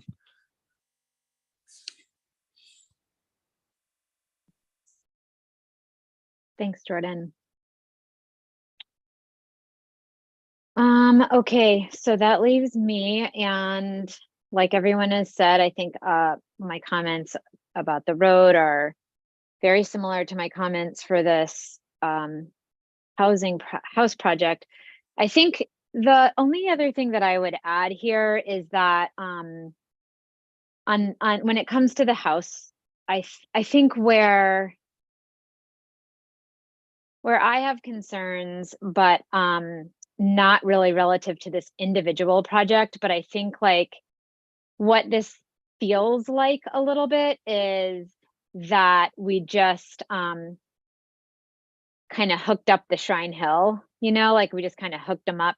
We turned the water on, and I have this like, oh no, is this like a little trickle, or is this the fire hose? Like, are we suddenly going to look at the Shrine Hill and like have these projects in the pipeline, and you know, starting to see physical changes on the hill is something that I think, just looking at maps, we can all tell that most of the Shrine Hill is owned by private property owners. And as this parcel is owned by a private property owner who has a plan for a house. And I think along with the wetland work that we need to do, we also need to do development planning. And I will reiterate that constraints to me are not a strong strategy for development planning. And I think in a way we've been able to sort of hang our hats on like on those constraints because they're so overwhelming. Oh my, sorry. Are so overwhelming that it would make it really challenging to build giant McMansions up there. I think we all know that that's not affordable housing on the hill. And that's not what this project is about. This is a single family home. So this is this one project and how it fits within our current town code, but it's sort of reflective of, and I think giving us a preview of what is potentially to come on the Shrine Hill. And we're certainly not there. Like we just had a whole presentation earlier this evening, hours ago now, that showed us like all the work that we have to do to make, to develop the Shrine Hill, and all of the private property owners that are up there. And they all have different visions and levels of investment. And so I think like for me, certain things like, I'm just a little nervous about like big giant homes up there. I'd like to see a maximum square footage limitation. This private property owner is not going to have to be, they don't have to dot that I, because that doesn't exist on the code either. So I think again, like we have so many, we have an imperfect code. To change the code, we need to, I think, be in a position where individual projects are not demanding so much staff time so that we can create those. And this is not the project to support wetland policy or development strategies. And I think that's a different conversation, a conversation for a different time. So, and again, back to kind of like, I think why we're sitting in these seats is because our jobs are to have objective opinions about projects like this. This is not a racist situation. This is not a sort of like, at what point do you go above the law or above the code? And I think that that would be really unfair to these property owners who've done their due diligence and invested a lot on their engineering and are being thoughtful about their design. And it's like, really, they could be putting a 7,000 square foot home on their property. And there's nothing in our code to say they couldn't do that either. And I'm just grateful that that's not in the plan right now.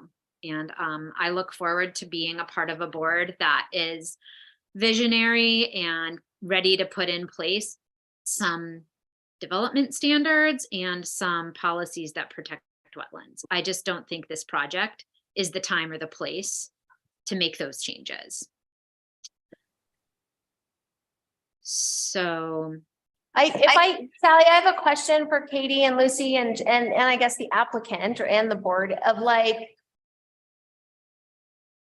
it seems like what we've heard tonight from our staff and from our attorney is that the current proposed project meets our code. The applicant, as noted earlier, has expressed willingness to potentially work with the town around something that addresses some of the public comments around concerns. I can also respect that the applicant would not be particularly keen at just throwing, darts at a wall to see what would get the most consensus around a change in design. So I recognize that it's not up to town staff to provide, design modifications, or it's not up to this board, but is there somewhere in the middle? Is there some compromise? Is there some conversation we can have from a planning perspective and from a board perspective and from an applicant perspective that gets this project a little bit differently? So I guess first the question is for Katie or Lucy, and what our options are as far as a planning process goes, and then for the board or the applicant. So I guess I would weigh in by just stating that the board, you can request the applicant to stay true to their assertion that they will mitigate to the best of their ability. As far as holding a hard ground to require them to mitigate, that I am from the consulting town planner for you would advise you that that is going a little bit far and extreme against what your code states as requirements with this in relation to this application itself. I would prefer Clayton can obviously weigh in on more legal matters for you, but you obviously have a right to ask the applicant to basically mitigate to their best of their ability, and you can request that they do that. You could request they minimize disturbance to the property, such as the deck. They could put up a silt fence to have more precautions from at least any construction going into any adjacent vegetation in that area. There are options, but again, they're not required by the code. The application before you meets the code as is. So, it's not super helpful, but does it give you a little bit of guidance? No, I think that's helpful. I think I'm asking more of a process question. Like, if the applicant, what we have before us is a particular application with certain engineering and design and what have you. And so procedurally, like, does the applicant, if we have an approval that says, well, we would encourage you to mitigate to the extent possible, as you have seemed to have demonstrated an interest in doing, do they have to come before us, or would they come before us with a house plan that is switched to the side, or kind of to Jim's point earlier, or is this approved as it is? And then again, it's kind of their discretion and nature to modify it. It doesn't come back before us, correct? It would depend on your motion. I would recommend that if you're going to request that they provided some type of mitigation or other measures, that you would just probably trust town staff to review the plan submitted at the building permit review time. I don't know if they came back to you, what exactly you would be looking at or what you would really be reviewing when it already meets the code. Mhm.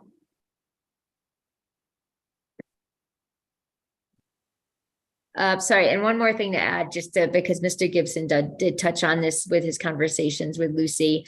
What he was referencing with regards to a 2-year delay was if the applicant makes modifications to significantly change the application, the town would have to call it a new application. He'd have to start fresh, which is where that longer timeline hiring an engineer for. Now, there can be minor modifications requested. As you know, you've been tabling this to discuss it to a date certain within a month or two.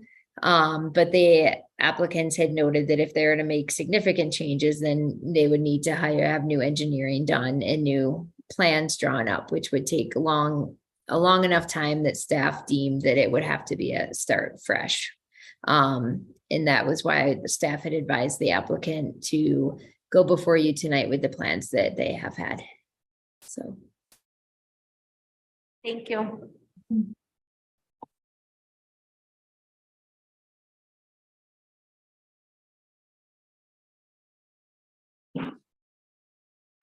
Okay, I think we should see where we are with this one. So there is a suggested motion in our packet, and I can tee it up, or if someone would be willing to make a motion, we can take it that direction. All right, I'll tee it up.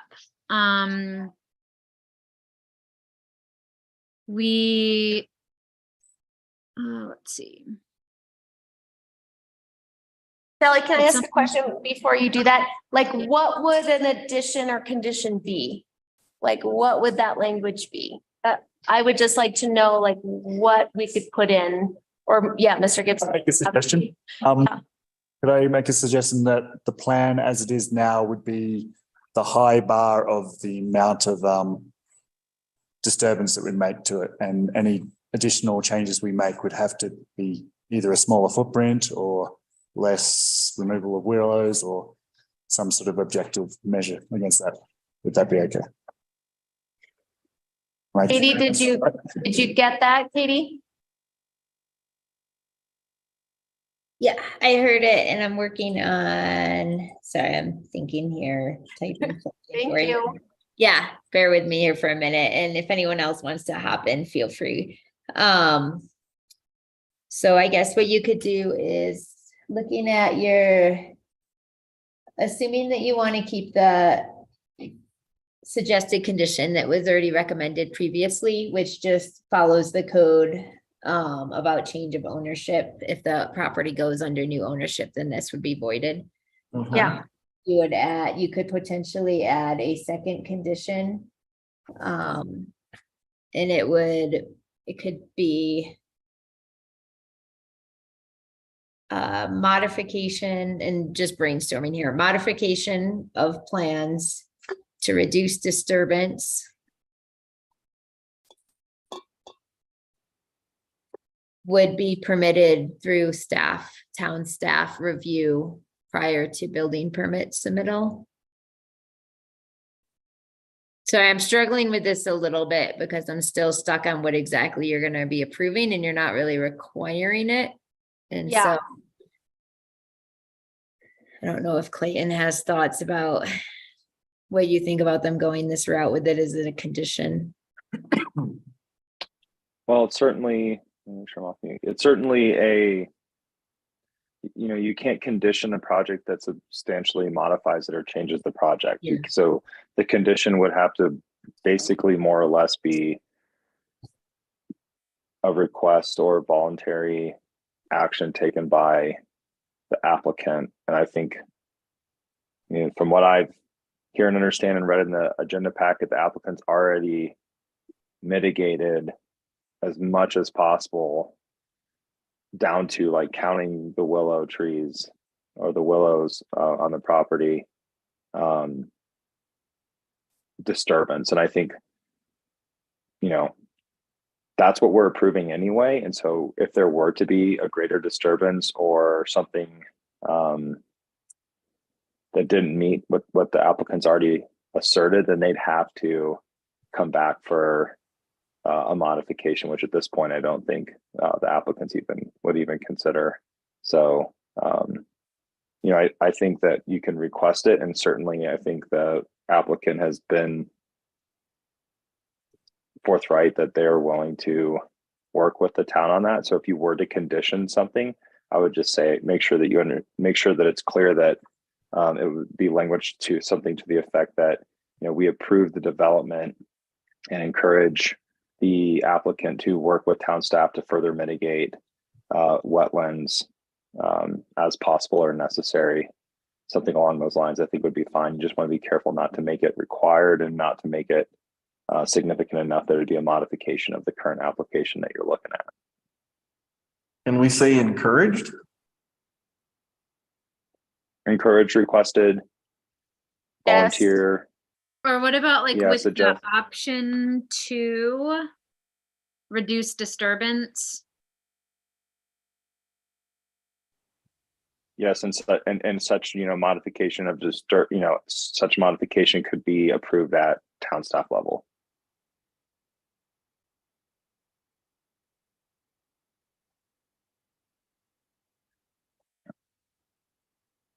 So what about something along the lines of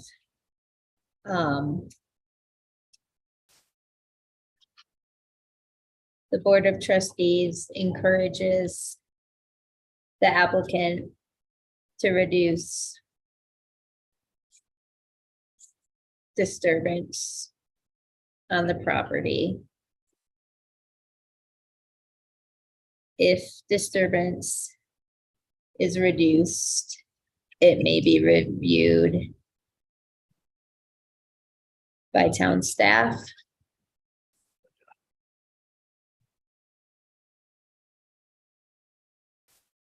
Reviewed and approved.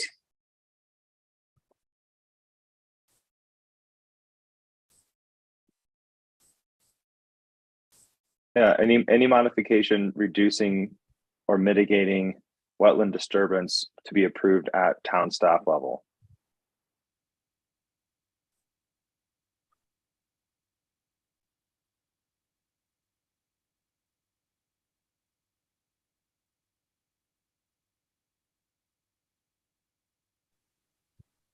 Okay, so the motion could sound something like this. I move that the recommend. Oh, no, shoot, now I move that yes. While you collect your thoughts, John just turned on his camera. John, do you have any thoughts? Oh, thanks. You're welcome. Looking away. I don't think I have any thoughts beyond what you all might find useful. You guys are fleshing it out pretty well. Appreciate you giving her hell, though. Thank you, sir.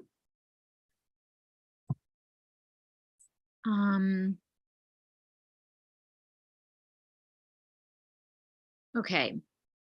So it could sound something like this. I approve the application for the new single-family residence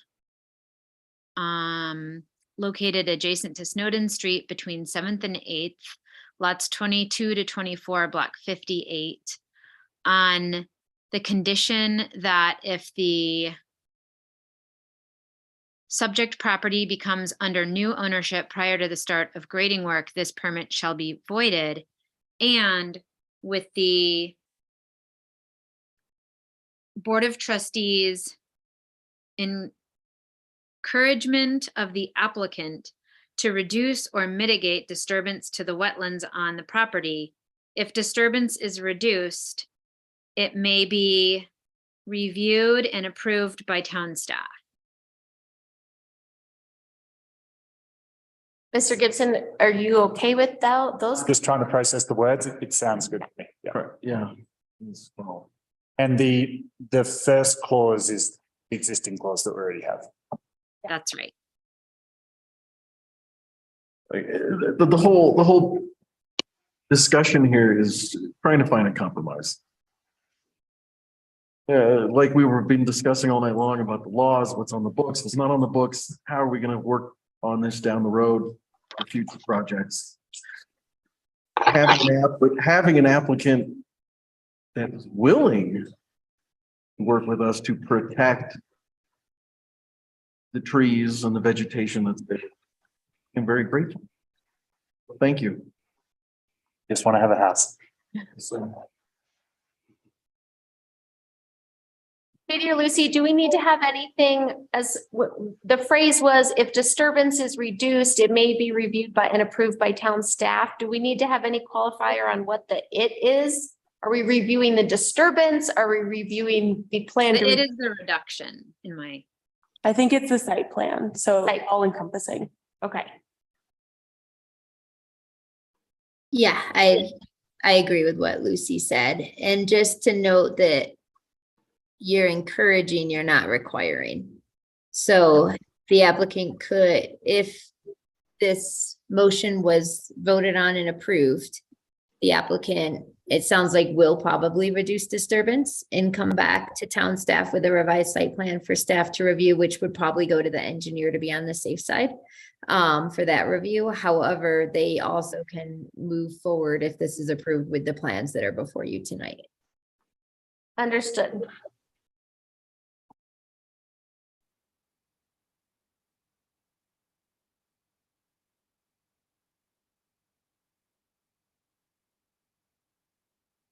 Okay, it's 10:30. I think we need to make a decision here.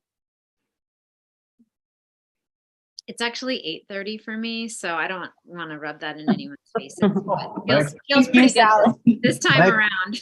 In that case, you can read the motion. It's a lot better than 3 a.m. Yeah, do you want me to say that again? I was hoping I'd tee it up and there'd be like a so moved, but If you can read it again, that'd be wonderful, and someone will say so moved. would someone like to make a motion to approve the single family residence on Snowden Street between 7th and 8th Streets, block 58, lots 22 to 24, with the condition that if the subject property becomes under new ownership prior to the start of grading work, this permit shall be voided, and that the Board of Trustees encourages the applicant to reduce or mitigate disturbance to wetlands on the property. If the disturbance is reduced, it may be reviewed by and approved by town staff.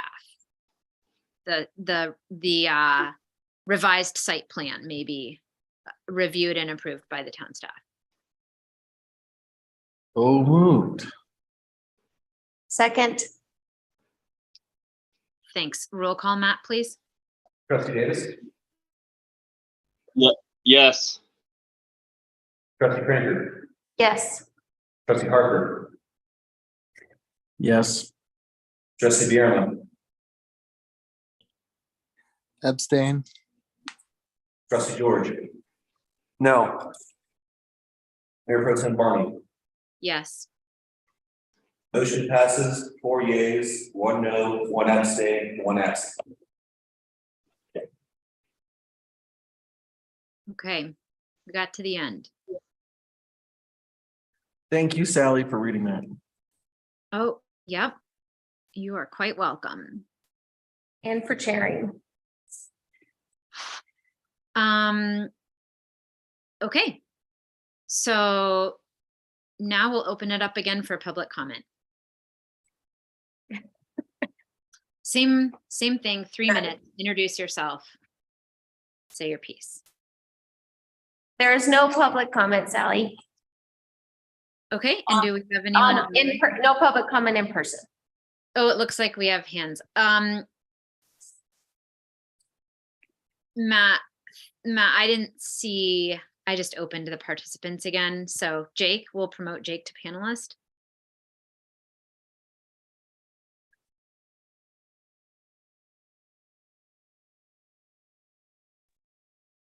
Did everybody hear me? We can. I just want to say I super appreciate the trustees. I think as Jeff stated, this sucks. And I agree. And I think that I'm super glad that the democratic process is being upheld. I don't think you really had an option here. And I really appreciate that. I do want to clearly state, as it hasn't been stated in this meeting, that in the Gibson's building application on page 65, Tucker Ferder of the U.S. Army Corps of Engineers states that the entirety of the Gibson's property, this is a quote, contains approximately 7,492 square feet. This equates to 0.172 acres, which would, if it was jurisdictional, would flag mitigation of aquatic resources consisting of palustrins, scrub, shrub, wetlands. So I just want that to just be on public record. I highly recommend y'all get outside expertise. That would be awesome. I've only been speaking in a public comment capacity. That's all I'm trying to do. I do want to provide some local knowledge. This is a sloped wetland. You can't think about it in terms of just willows. It is a groundwater fed system. If you block the groundwater, the willows don't exist. And in fact, none of the species exist. It is my professional opinion that the groundwater flows from a northerly direction off of Anvil Mountains southerly. This is based off of aerial imagery as well as field recon. Unfortunately for the Gibsons, their property is just at the northern tip. So Mr. Gibson, I really appreciate you and your want to mitigate risks. You pose serious risk to degradation to this fen and to this wetland. If you would like to consult with me on methodologies of ways to mitigate that risk, I'd be happy to do it at no cost, as I've done for the Roberts. So again, I just really want to reiterate, this is a groundwater system. It is not about willows. If you put in a foundation and you're not even in the wetland, but you're above it, above the gradient, the lateral gradient moving downwards, and you put in a foundation, you could block and drain it. So I just want to present some of that science. I really appreciate the trustees. I think you made the decision that you had to make. And I'm always here. My email is jake@mountainstudies.org. Thank you. Thanks, Jake. Okay, Aaron.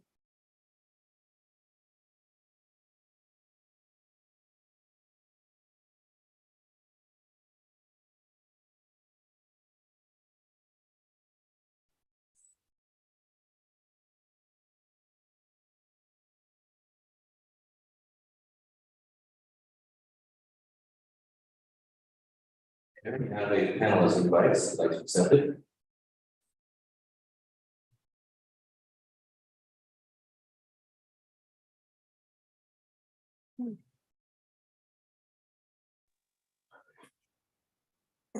Hi, Aaron again. I just want to reiterate what Jake said earlier about that roughly 5% of the developable land was, I'm sorry, let me mute. I got you on YouTube and I got you on Zoom. Let me mute that. Okay. I just wanted to reiterate that roughly 5% of the developable land is within Silverton. A point I think my grandma would want to get across is that we're not against development. We're against destroying environmental resources to do such development. I don't know this is possible, but I would like to put a bug in the ear. Maybe there's some sort of exchange we could do between the Gibsons and Silverton where they could develop land that's not in that 5%. I don't know that that's possible, but I just wanted to put that bug in people's ears. Thank you, Aaron. Okay, Melody.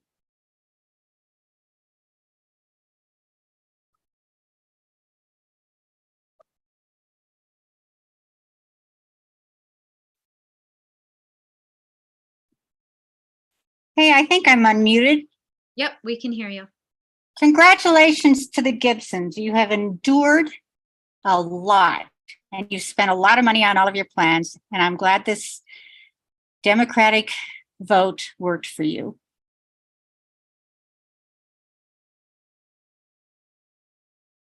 Thanks, Melody. Is there any additional comment?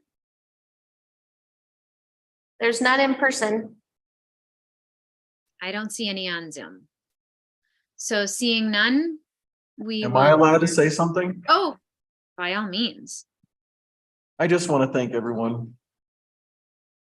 Fellow trustees, our staff, the applicant, our community. And thank everyone for enduring the past 3.5 months. This has been a test for all of us, a learning moment for all of us, and something we will not forget anytime soon. And I really just want to say thank you. Thanks, Jim. You're here. Here. Agreed. All right, well, thanks for everyone's time and energy and contributions to the meeting tonight and on every night, on all the meetings. It is now 10:39 and I adjourn this meeting. Have a great night, everybody. Thanks, Sally. You too. Have a good night.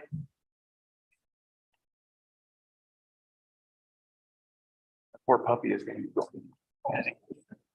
Thanks. Like, where are you? I need to walk. Ellie Skinner gave me these. Gotta run home and walk. I think I drink too much. Have a good night. Okay, I gotta. Thanks, guys. It's hard, but like, I don't, everybody, our community doesn't realize how much civic engagement and the dialogue and the tone and like civility. Really proud of you guys. It's a big deal. Thanks, Lucy. Thanks, Matthew. I know it's tough. Are you gonna ride, Natalie?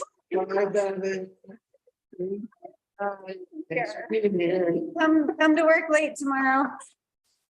Can I go to work late tomorrow? No. I've got a cap right here. We're checked up in Durango. Well, you already. And then you can go for coffee. I don't know. Once. Sure, Matthew. Thanks, sir. Thank you, sir. Guys. Are we still recording?